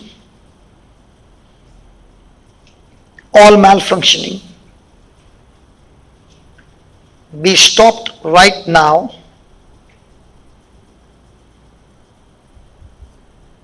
In the name of Jesus.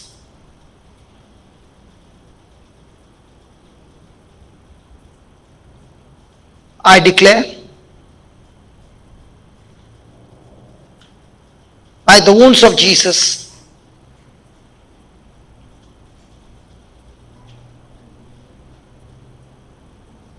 I am completely healed, or you are completely healed.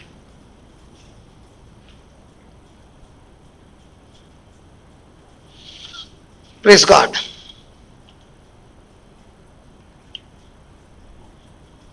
Yeah.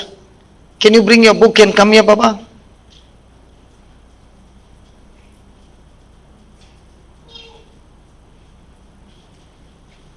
Have you done before anything like this? Do you heal people? No, come here. Good. I picked up the right person. Have you ever opened deaf ears? No, please come here. Have you seen in the Bible Jesus opening deaf ears? Yes. Please be in the video. How you look good? Okay. Hearing aids out. Yeah, take it out. Yeah, you can put it in your pocket. Yes. And I pray you will never need them. Stand here. Now, you are on the video. You can see yourself? Wow, you look so fair.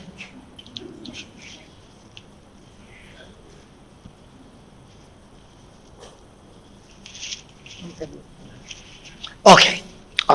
Now, you are going to say the same prayer. Where it is written spirit of infirmity, there you will say, you spirit, you deaf spirit, Okay? Deaf, huh? Not death. Deaf spirit. Okay. Are you ready? I'll hold the book. I didn't get that one right. You said, whosoever. I thank you, Lord. I am anointed because I am that whosoever.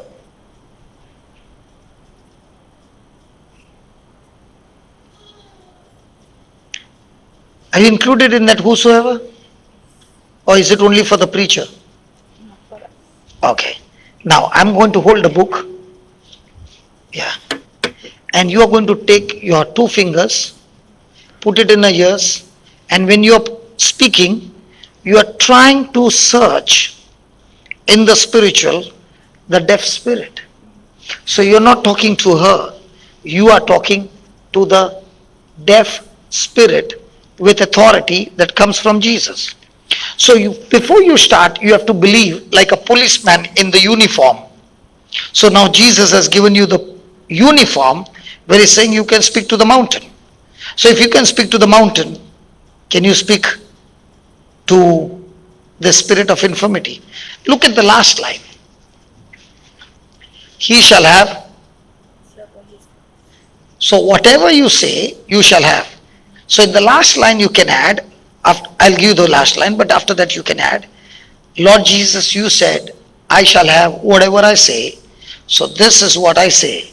In the name of Jesus, this sister is completely free from deafness. Okay? Ready? I'll hold the book, otherwise you won't be able to put the finger. Okay. Close your eyes. Yes. Say it loudly. No, you watch that. Lord Jesus, I thank you and I praise you. You are my God, Lord and Savior. And you said, whosoever, I thank you, Lord, I'm anointed because I am that whosoever. Now I can say to this mountain, deaf spirit, I bind you, I curse you. Lord Jesus, you cursed the fig tree and it died from the root. In the same way, this sickness, This deaf spirit, this deaf spirit, this infirmity is dead from the root. In the name of Jesus, I rebuke you and I command you, get out from this body, from the root, and be planted in the seed that God has created for you. In the name of Jesus, I speak to all the bones.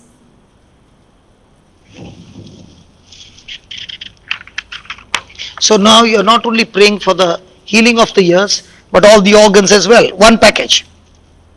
Be aligned, recreated, restored, joints lubricated with the blood of Jesus. Go back to your original position. I speak new cartilages, ligaments, tendons, nerves be loosened. All the organs in this body, I command you, function perfectly. All malfunctioning, be stopped right now in the name of Jesus. I declare by the wounds of Jesus, you are completely healed. Lord Jesus, Lord Jesus, you said, you said, I shall have I shall have whatever I say. whatever I say. So this is my confession. So this is my confession. Her ears have opened, Her ears have opened. her eardrums are made new, Her eardrums have made new. her nerves are connected. Her nerves are connected. Now she can hear Now she can hear clearly clearly in Jesus' name. in Jesus' name. Amen. Amen. Yes. And I could feel that I was hearing what she said at the end, whereas I couldn't hear it so much at the start. Okay. Hold this mic. What is your name? Catherine, Are you married? no, Where do you stay in Australia? I didn't catch that. Where do I? Where do you stay? Where do you live? Capera. In a retirement village. Okay. Did you have dinner today? Did I have? Dinner? Yes.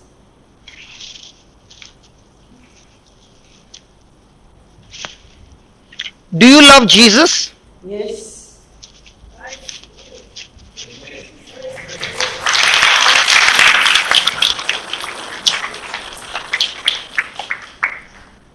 Do you love to praise God?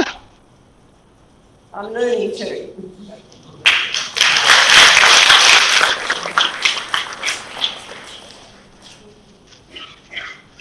Now, did you hear everything I said? Pretty much, yes. And I was behind you, not in front of you. To hear in front of you is easy. Yes. Yes. So, congratulations. Thank you very much. Thank you, God. And we got a new surgeon, ENT specialist. On the contrary, I am an audiologist. What are you? I am an audiologist who fits hearing aids in my profession. Say it again. Say it again. Say it again. You are? An audiologist who fits hearing aids. Now, do you understand why God has to pick you up? Now listen, can I make a prayer? Loving Father, you not only used a hand to open this deaf ear, but you told me to give the prayer in writing so that when she, believing, opens her mouth and speaks your word, she is learning to draw water from a well, the eternal life-giving water mixed with the words coming out of her mouth destroyed the deaf spirit completely. Father, in the name of Jesus, I pray, give her opportunities, O Lord, to be bold, courageous, and in faith. As she touches the patient and starts speaking words, even in a whisper, Lord, because her profession doesn't allow her to say the prayer. But what is in her heart, nobody can hear, but you can hear. Lord, make her that warrior who will not only open deaf ears, but destroy the works of Satan and change people's heart to your kingdom.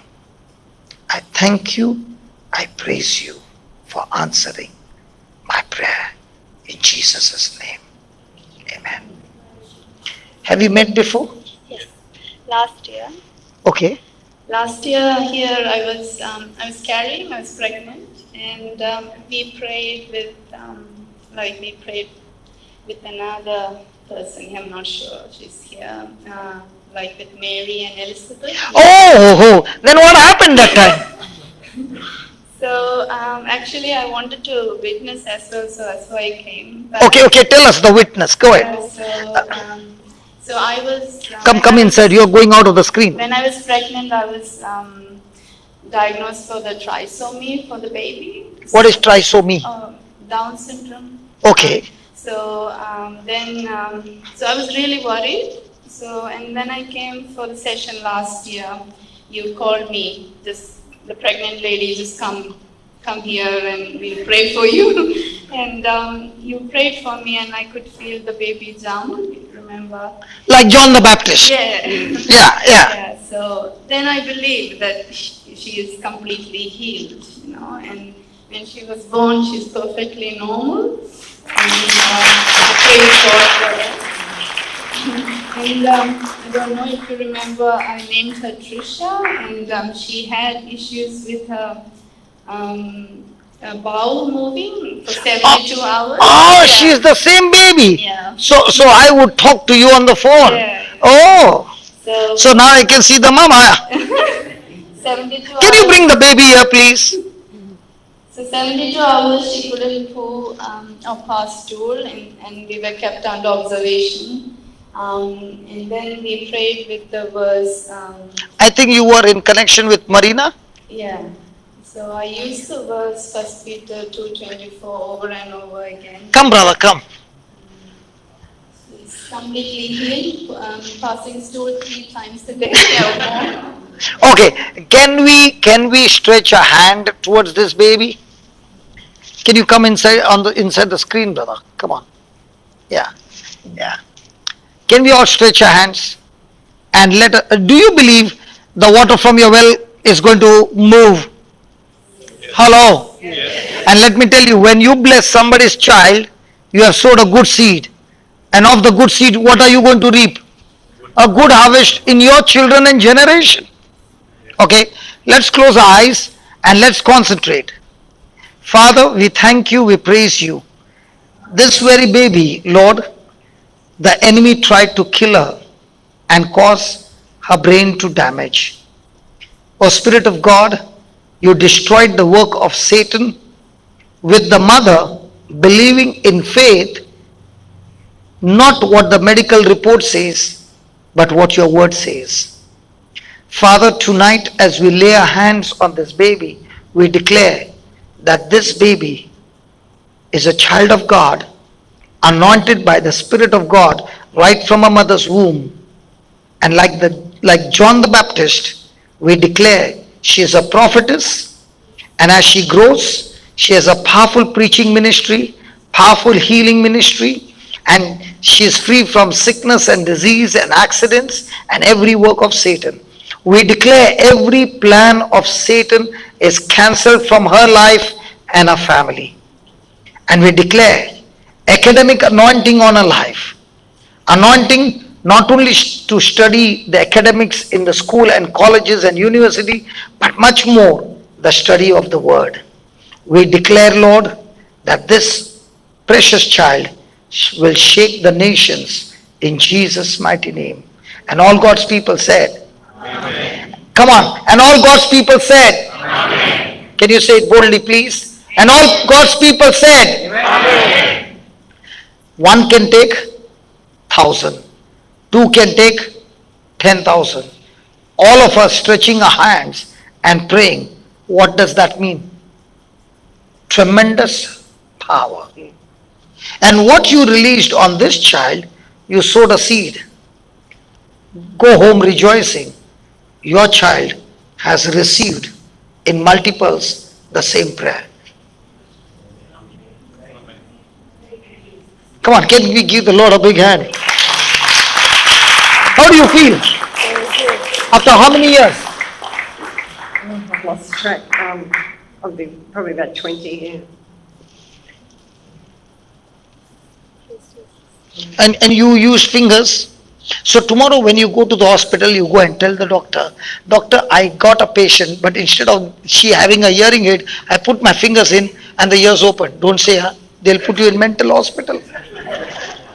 Praise God. Thank you so much. I thought everything, I don't get a hug. This is what happens. No hug for me. Come on. How come you hugged her and did not hug me? Well, I'll just use the audiologist. I thought it was just such a God works it, yeah. Are you happy? Yes, I'm very happy. Praise God. Isn't life so beautiful? Now, did she use the words that you wrote? Are the words that you wrote matching with the scripture there? Only the last line I missed. I shall have whatsoever I say. So your last line will be, Lord Jesus, you said, Lord Jesus, you said, I shall have whatsoever I say. Lord Jesus, you said, I shall have whatsoever I say, and therefore, I declare, in the name of Jesus, my prayers are answered.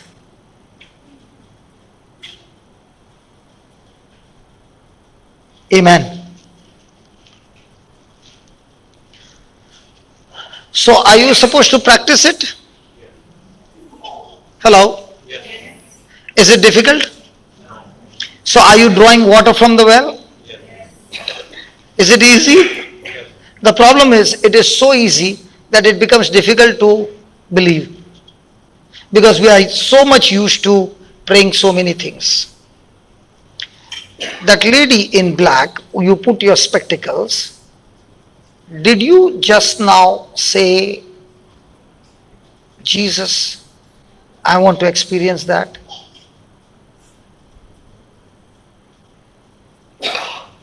I'm just asking you, did you just now say to Jesus, Lord Jesus, I want to experience that?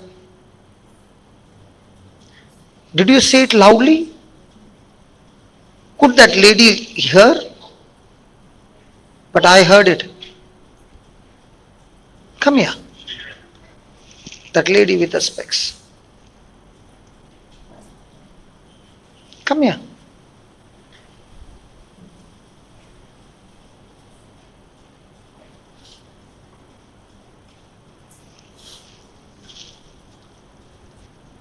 You will be on the camera, is that okay? Yeah, even I will do it. Okay, tell me, what is it that you want God to do for you tonight? I think the last prayer with the baby was very much what I needed, because my daughter's not a baby, she's 19, and Okay, you don't have to give the detail. Okay, you want a prayer for your baby. yes, Okay, and when you were sitting there, did you speak to Jesus, Lord, I want to experience the same? I was here last. No, I'm not talking here. When you were there, the Lord said, that person over there is speaking to me, and talk to her. Did you say, when you saw that baby, did you say something about your baby? Absolutely, 100%. 100%. And I was about to teach, and he said, hold on, call her first. Yeah. So, what you were talking, the others could hear, right? No, I was pretty much aligning myself with. Was it very soft whisper? I didn't even say it was in my heart. It was pretty much, I could align the fact when you said, we have sown the seed in this child for our generations, and that kind of restored a lot for me. Okay, but when I was speaking, he said, call her. So can I say a small prayer for your baby? How many of you want to bless her baby? Hey, come on. Is it a war zone now? Now, are we using the water of life from our well for her baby? Is it going to go and touch her? So when you are sowing the seed, is it going to come back as a harvest? Praise God. So that was what was important to me when you said it came back to a harvest for all of us. It's not just. So we are going to stretch a hand and pray for your baby. Thank you. Is that okay? Yep. Okay? Give me a hand. Can we all stretch our hands? Close your eyes, concentrate. Oh Heavenly Father, I thank you, I praise you. You even heard a whisper which was in her heart. A good treasure, a good man, out of the good treasure of the heart brings forth good things. Thank you, Lord, that this precious sister believed and treasured in her heart. Like Mama Mary, you treasured the prophecies that were given to you about your son. In the same way, this mama treasured this word in her heart. And thank you, Lord, that we, your children, come together in love and in unity, in one accord. We speak from our heart. The Spirit of the Lord is upon your baby your family, and your generations. God Himself has anointed your baby. He has anointed her so that from now on she proclaims the good news, the gospel to the poor. She is anointed to open her mouth and speak release to those who are in captivity. She is anointed to declare sight to the blind. She is anointed to set the oppressed, the depressed, the suicidal completely free. And she is anointed to bless and say, the favor of God is upon you. I thank you, Lord. We have declared what your word says in Luke chapter 4, 18 and 19. And as we have declared, Lord,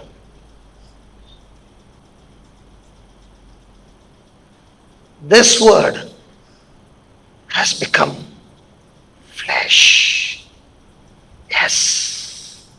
Yes. This word has become flesh in our daughter's life and set her free. Healed her, delivered her, and set her life on fire. In Jesus' name. Amen. Congratulations. Thank you. I have to say, this was my exact prayer that I needed. My daughter's very much in science, so she's like, does not believe. And for me to come out, I have to sneak out to say I'm going somewhere else. So she's, Okay. You make a deal today with me. Come on. You are not the laborer who will preach to her. Because God has chosen a laborer, not you, somebody else. okay, that's good.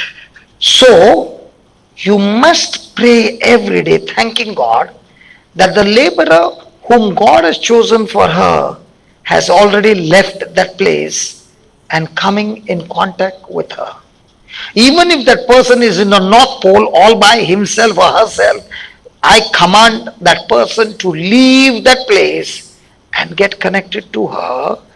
And your prayer is, Lord, the perfect laborer has come into my baby's life and her heart is open to receive the gospel, and that spirit of unbelief cannot stop her from receiving the gospel. Thank you.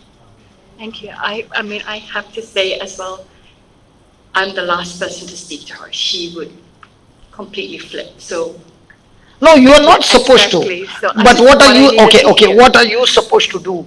You are supposed to only move in action the gospel without opening your mouth. In Nazareth, Jesus did not get success. So in Nazareth, never try to preach, but only live the gospel that will prepare the ground for the perfect laborer to plant the seed. Okay, that's perfect. Thank you so much. Praise God. So when I come back, I'm coming back, sister, in August. The last time when I came, you said the baby had Down syndrome. Did the anointing destroy the medical report Down syndrome? So in the same way, what we have now planted the seed, has it destroyed every unbelief in the baby's life? Has the perfect laborer started to move into our life?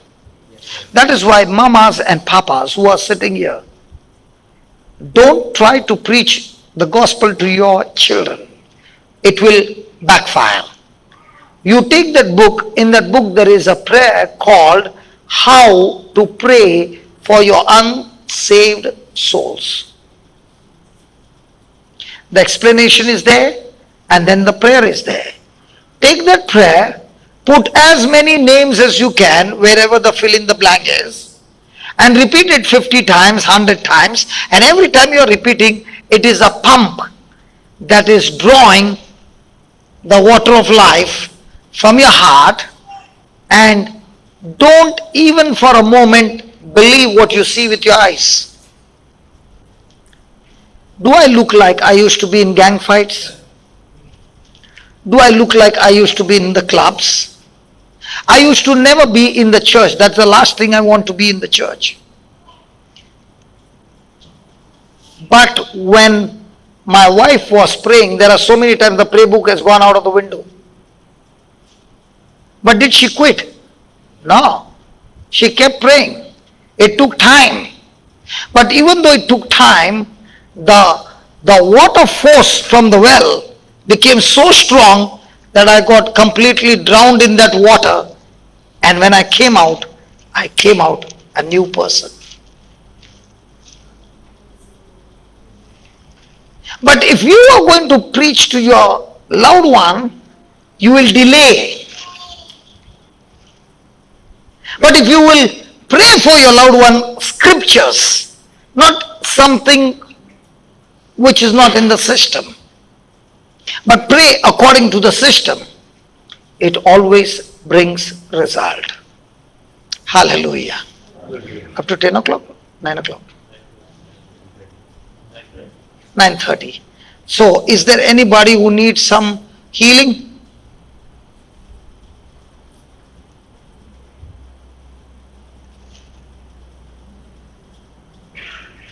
Okay, you can start the worship. Final hymn. Nobody's getting up. Okay, come. Because I don't like to force people. It is, if you believe, you will get up. Yes. What spot are you talking about? Come here. Yeah. Yeah, tell me. Okay. I've got 3 kids and life can be hard. So, didn't have much of family support, but perfect husband, beautiful children, everything I ask of God, He gives me because we are in sync. But I got postnatal depression. Postnatal depression. After getting a child, you get depressed. Depression. It's called depression. It hasn't been classified as extreme or anything, but it's mild depression. But still, it gets the better of me, especially in the mornings when I'm getting them to school, or when they don't when they disobey me, especially, I just lose my cool. And Simon's great. He's my rock. I call him my rock because we got married on the 4th of January, and the reading for that day is when Jesus calls Simon and says, "You will be my rock." And so Simon's become my rock. Is he there? He's not here. Okay. He's looking up. He's babysitting. But as much as I'm in love and I come to church and I go to Mass every day and everything, I still, God's made His words. He's been talking to me everywhere I go. The preachers are talking about depression, but I can't come and accept it. I still have to take my medication, and it's just that one, step that I need to take to completely trust, and I haven't been able to. So. Okay. Now with what she said, what is that symptom saying? She has got a weak spirit or strong spirit? Okay, I will share with you. I met a young girl who delivered a baby, and she went into a state of depression where she would get thoughts to take the baby and smash the baby on the floor after she delivered. And she was fighting this, and she was taking medicine. So it so happened that somebody gave her the CD. I never saw her, never prayed with her, but the CD was given. And that somebody said, if you can listen to that CD, day and night, it will get you out of depression. Now let me explain to you how this works. Supposing you got a bucket of dirty water, full of bucket of dirty water, and here is a tap of clean water, and you keep it open and the pipe goes into this bucket, and you go 1 hour and then come back. Will the dirty water be the same, or has it changed? Changed. What has changed? The clean water will Flush out. dilute it, yes. So in the same way, when you plug your ears with the teachings on an audio CD or on your mobile and keep hearing it day and night without your knowledge, that stronghold which is giving you thoughts, that stronghold starts breaking. Can I show you the scripture? Okay. Give me Psalms chapter 1, verse 2 and 3.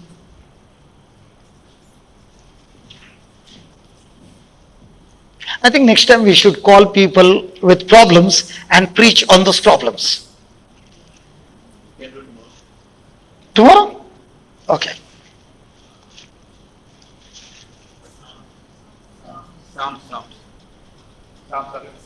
Psalms 1 verse 2.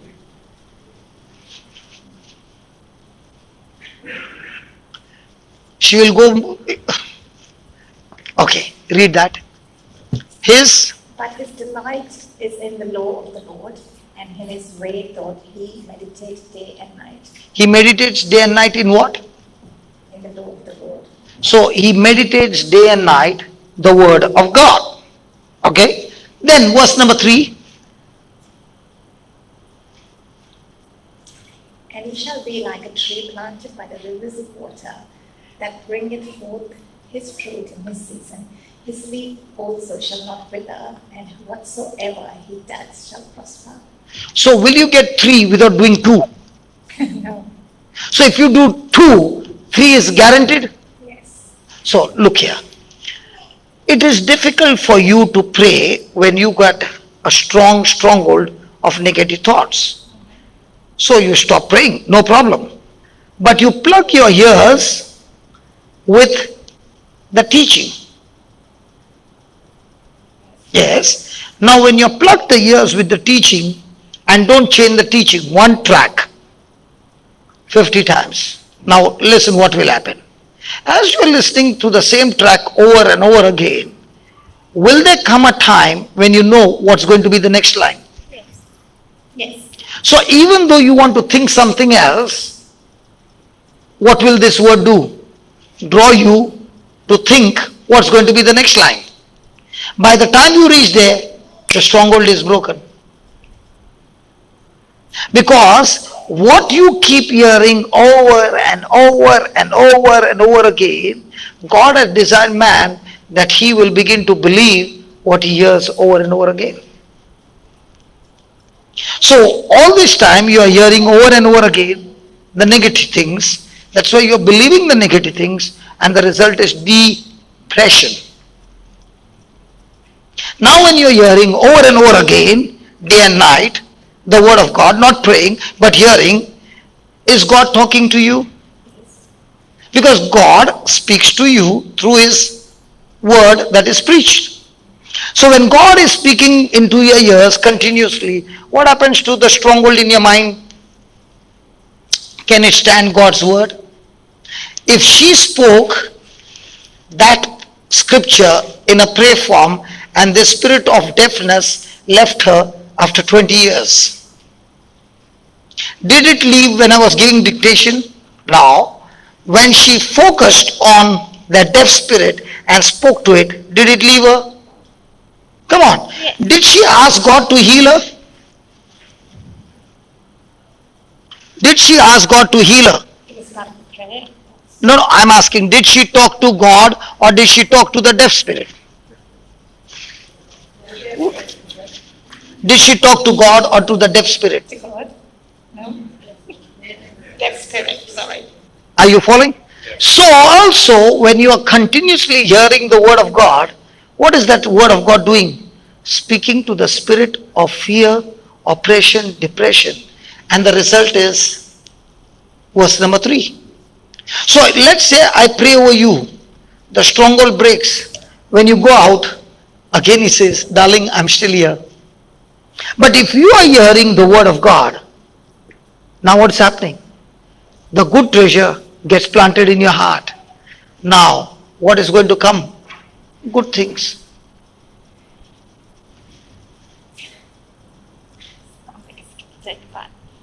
No. I understand what you are saying. How can it work and all those things. No, that's not what I'm saying. I'm saying my life is very blessed. I mean, It doesn't mean, it does not have to do whether your life is blessed or this or that. The system is, when you input God's word, whatever stronghold is there has to leave. In the same way, when you input the doctor's word, even though you have got faith, that doctor's word or the bad report going into your ears will make your spirit weak. Are you understanding? So how do you fight depression? Feed your spirit. How do you fight suicidal tendency? Feed your spirit. How do you come out of your addiction? Feed your spirit. How do you get out of poverty? Feed your spirit. Anything you want, feed your spirit. Now, I can't eat your food and say, let me pray, your stomach will be full. Will it work? So who needs to eat? me. CD is there? I've got a copy. Huh? I've got a copy. Are you listening to it? I just got it yesterday. If I'm a Catholic, what do? I keep kissing. But I don't understand, they never kiss doctor's medicine. Doctor's medicine, they will open their mouth, put water, drink water and digest. Can you do the same with the word of God? Eat it with your ears and keep on overeating. Praise God. And how do you digest? By speaking what you are hearing. When you are speaking something opposite to what you are hearing, or you are speaking according to your emotions, you just vomited. Do you know what you are speaking now is bringing so much of blessing for people around the world? Do you know why? Because there are many, I can't even count, who are in the same situation. What is your name? Nitya. When somebody asked me my name, I did not know my name. So whose condition is bad? Yours or mine? 23 years back. Imagine at 33 age, I would take bath with the door open. So much was the fear. And my wife had to stand there. So you can understand the intensity of fear, the intensity of depression. I lost my memory. I could not recognize my wife.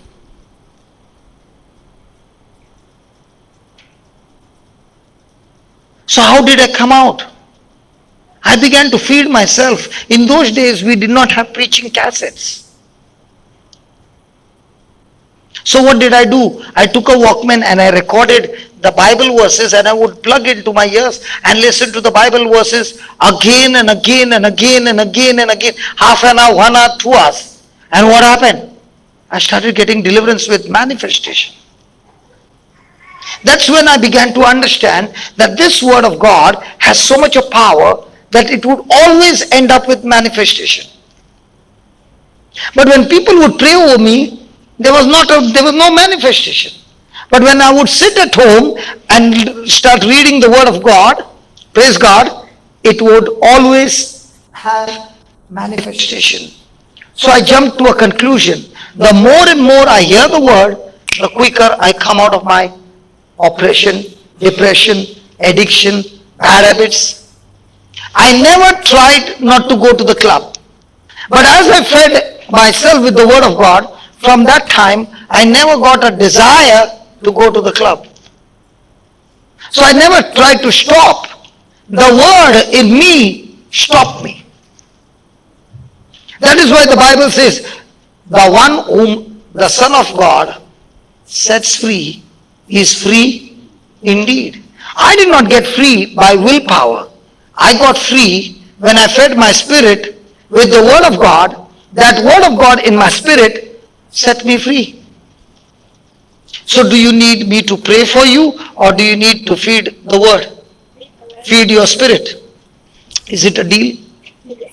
Okay. Do you have a mobile of your own? I do, yes. Do you have the not hearing aid, Yes. earphones? Okay. Can you load 1 or 2 topics in your mobile? Okay. And tonight when you go to sleep, plug it into your ears, good volume, and go to sleep with it on. When you get up in the morning, you will be a different person. It's a challenge. Come on, it's a challenge. Done? Done. You've got to tell me which one to plug. I mean, Take any one of those tracks, oh, or take it from the YouTube, the teachings from what I'm teaching. okay. Okay? And listen, and you don't need to listen. Plug it in and go to sleep.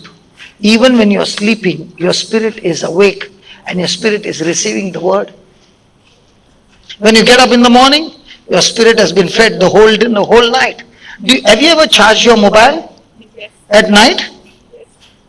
So in the morning the mobile is full charge. What happens when you plug it in and you keep the switch off the whole night? So how do you charge your spirit? Plug into your ears. Don't pray. I said don't pray. Only plug it into your ears. You will have more power. Why? Because your spirit is being fed. The battery is full. Do I look like I was preaching from morning? Why not? Battery is full charge. Praise God. Loving Father, I thank you. What a lovely testimony and what a beautiful, beautiful opportunity, Lord. She will never forget this day, because there is a time coming when this precious sister will be a blessing to those who are broken, those who are depressed. Because only the broken understand the pain of others who are broken. The broken are the ones who become champions in mending broken hearts. Yes, Lord. Thank you. I thank you, Lord, that your spirit has given her an anointing to feed her spirit with the word of God day and night. And as she feeds her spirit with your word, Father, she herself will come before I leave Brisbane and tell the people how just feeding her spirit with the earphones through the message being preached has broken the stronghold of the enemy and built a new stronghold of the word of God. I thank you and I praise you for this. In Jesus' name, amen. Thanks.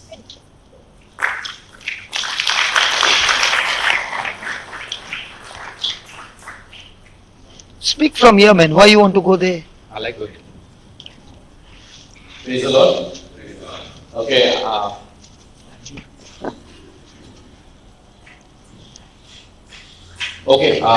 hope all of you are blessed and it was a wonderful day. So much of anointing, so much power. I'm so glad I can see so much of it happening. Tomorrow is going to be a very special day. And I'm sure Brother Johnson is going to listen to me, and there's going to be anointing of the Holy Spirit. How many of you want it? The powerful anointing of the Holy Spirit. I think the anointing of the Holy Spirit and is the one that takes away the burden And destroys the yoke and of destroys God. the yoke. Isaiah 10:27. Isaiah 10:27, please. Isaiah 10:27, as I get it. This is something so powerful that you do nothing but just you come with any burden, any sort of burden or anything that you're holding on to, any kind of a stronghold, and you just can't get out of it. 10:27, 10. Isaiah 10:27, and you'll be free. And I promise you in the name of Jesus, we'll have this tomorrow. Can we pray for it? No, he's okay. He's okay. He's one of our strong guys in our prayer meeting. Isaiah 10:27. Isaiah 10:27.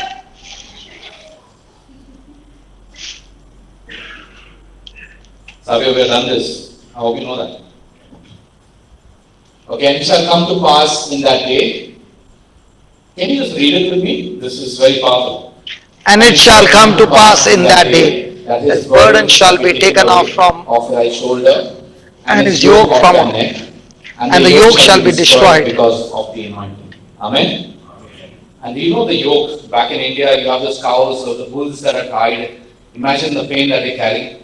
He also carries certain yokes on us, and they are unseen, but they are, can be destroyed. Once the anointing comes in, your life changes. I am a testimony to it. Can someone from our prayer group put a hand up and say, once you have the anointing, life changes? Can someone from our prayer group? Praise the Lord. Also, I just want to let you know that Brother Johnson does come twice a year, and we are blessed to have him. And in fact, I was his first disciple. We used to go on a small scooter, to pray for people, on a black color bike he had, and he used to just put me on it behind. And my mom used to say, why are you going to pray with Johnson? To pray for people.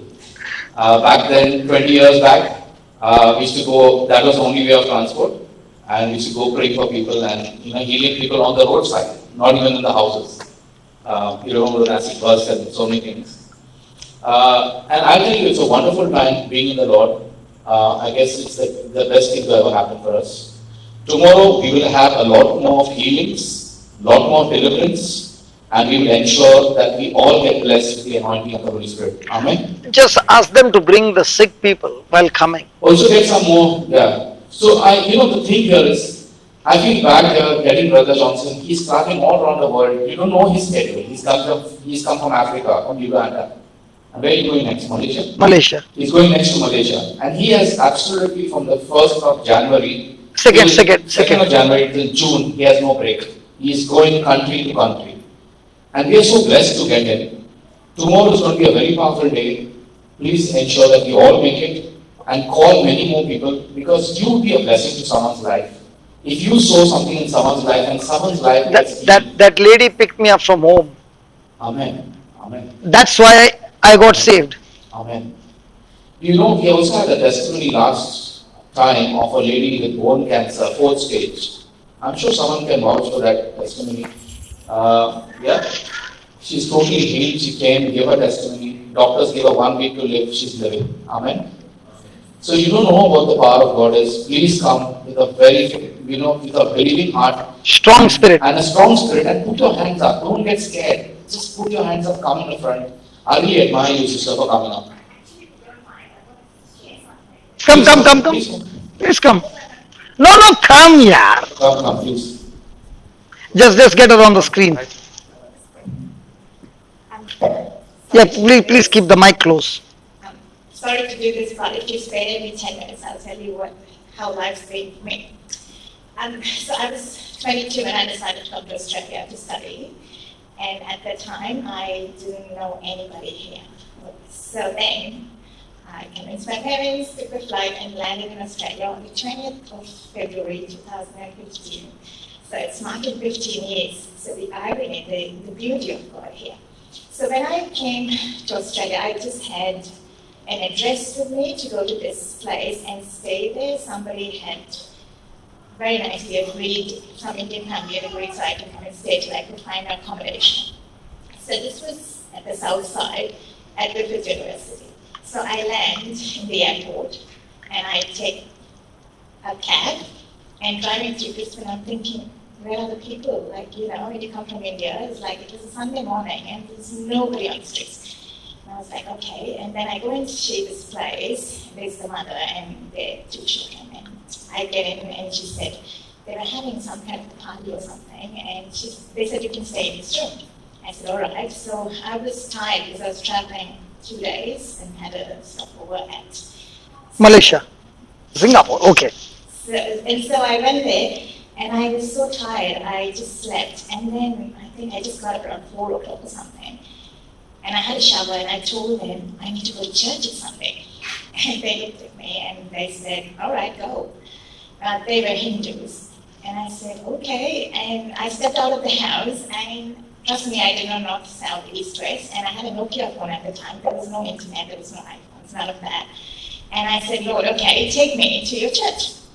And so I walk up, and there's the signal. I come to the signal. And I'm standing at the signal waiting for the, the cross light to go on. And I didn't know you had to press the button because we don't have that in India. So I just stood there, the lights didn't go for me to cross. And then somebody came, luckily, and pressed the button. I was like, okay.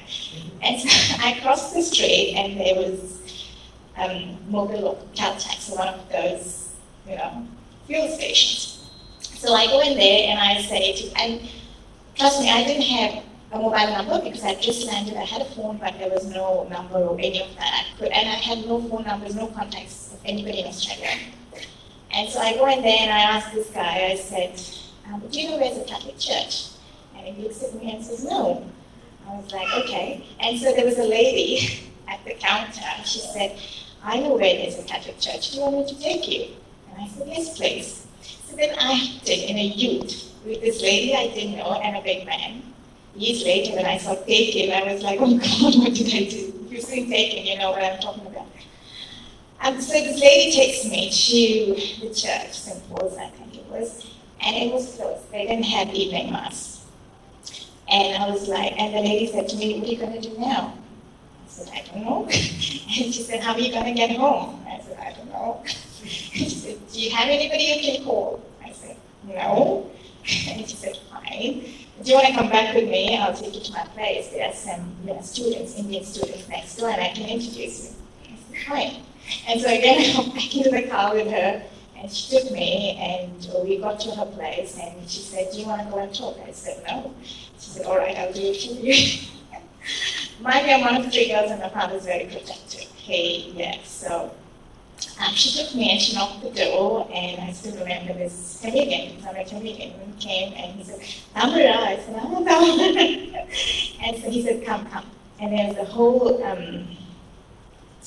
group of boys. And at the time, when there's 10 boys coming to study, there's only 1 or 2 girls coming out to study. So I was there, and the lady left. I still haven't found her, but thanked her for that. And then the boys there came and dropped me home to the place I was staying. And those people thought I was out, loitering on the first day I was there. And they said, you gotta leave, you can't do this. I'm like, what? And so then they had to find me accommodation and found a place for me with a Sri Lankan family. And I went there to stay and met my future husband. He was living upstairs, and so it's history. We got married, we've got 3 kids and everything. But the take for me from that is that the day I came, I went in search of Mass. I went in search of the Lord on Sunday because that's what I've been, raised to do. And so He's never let me down. He's never let me down. Never, no way He would, He prepared me for everything. And so today I work in the government.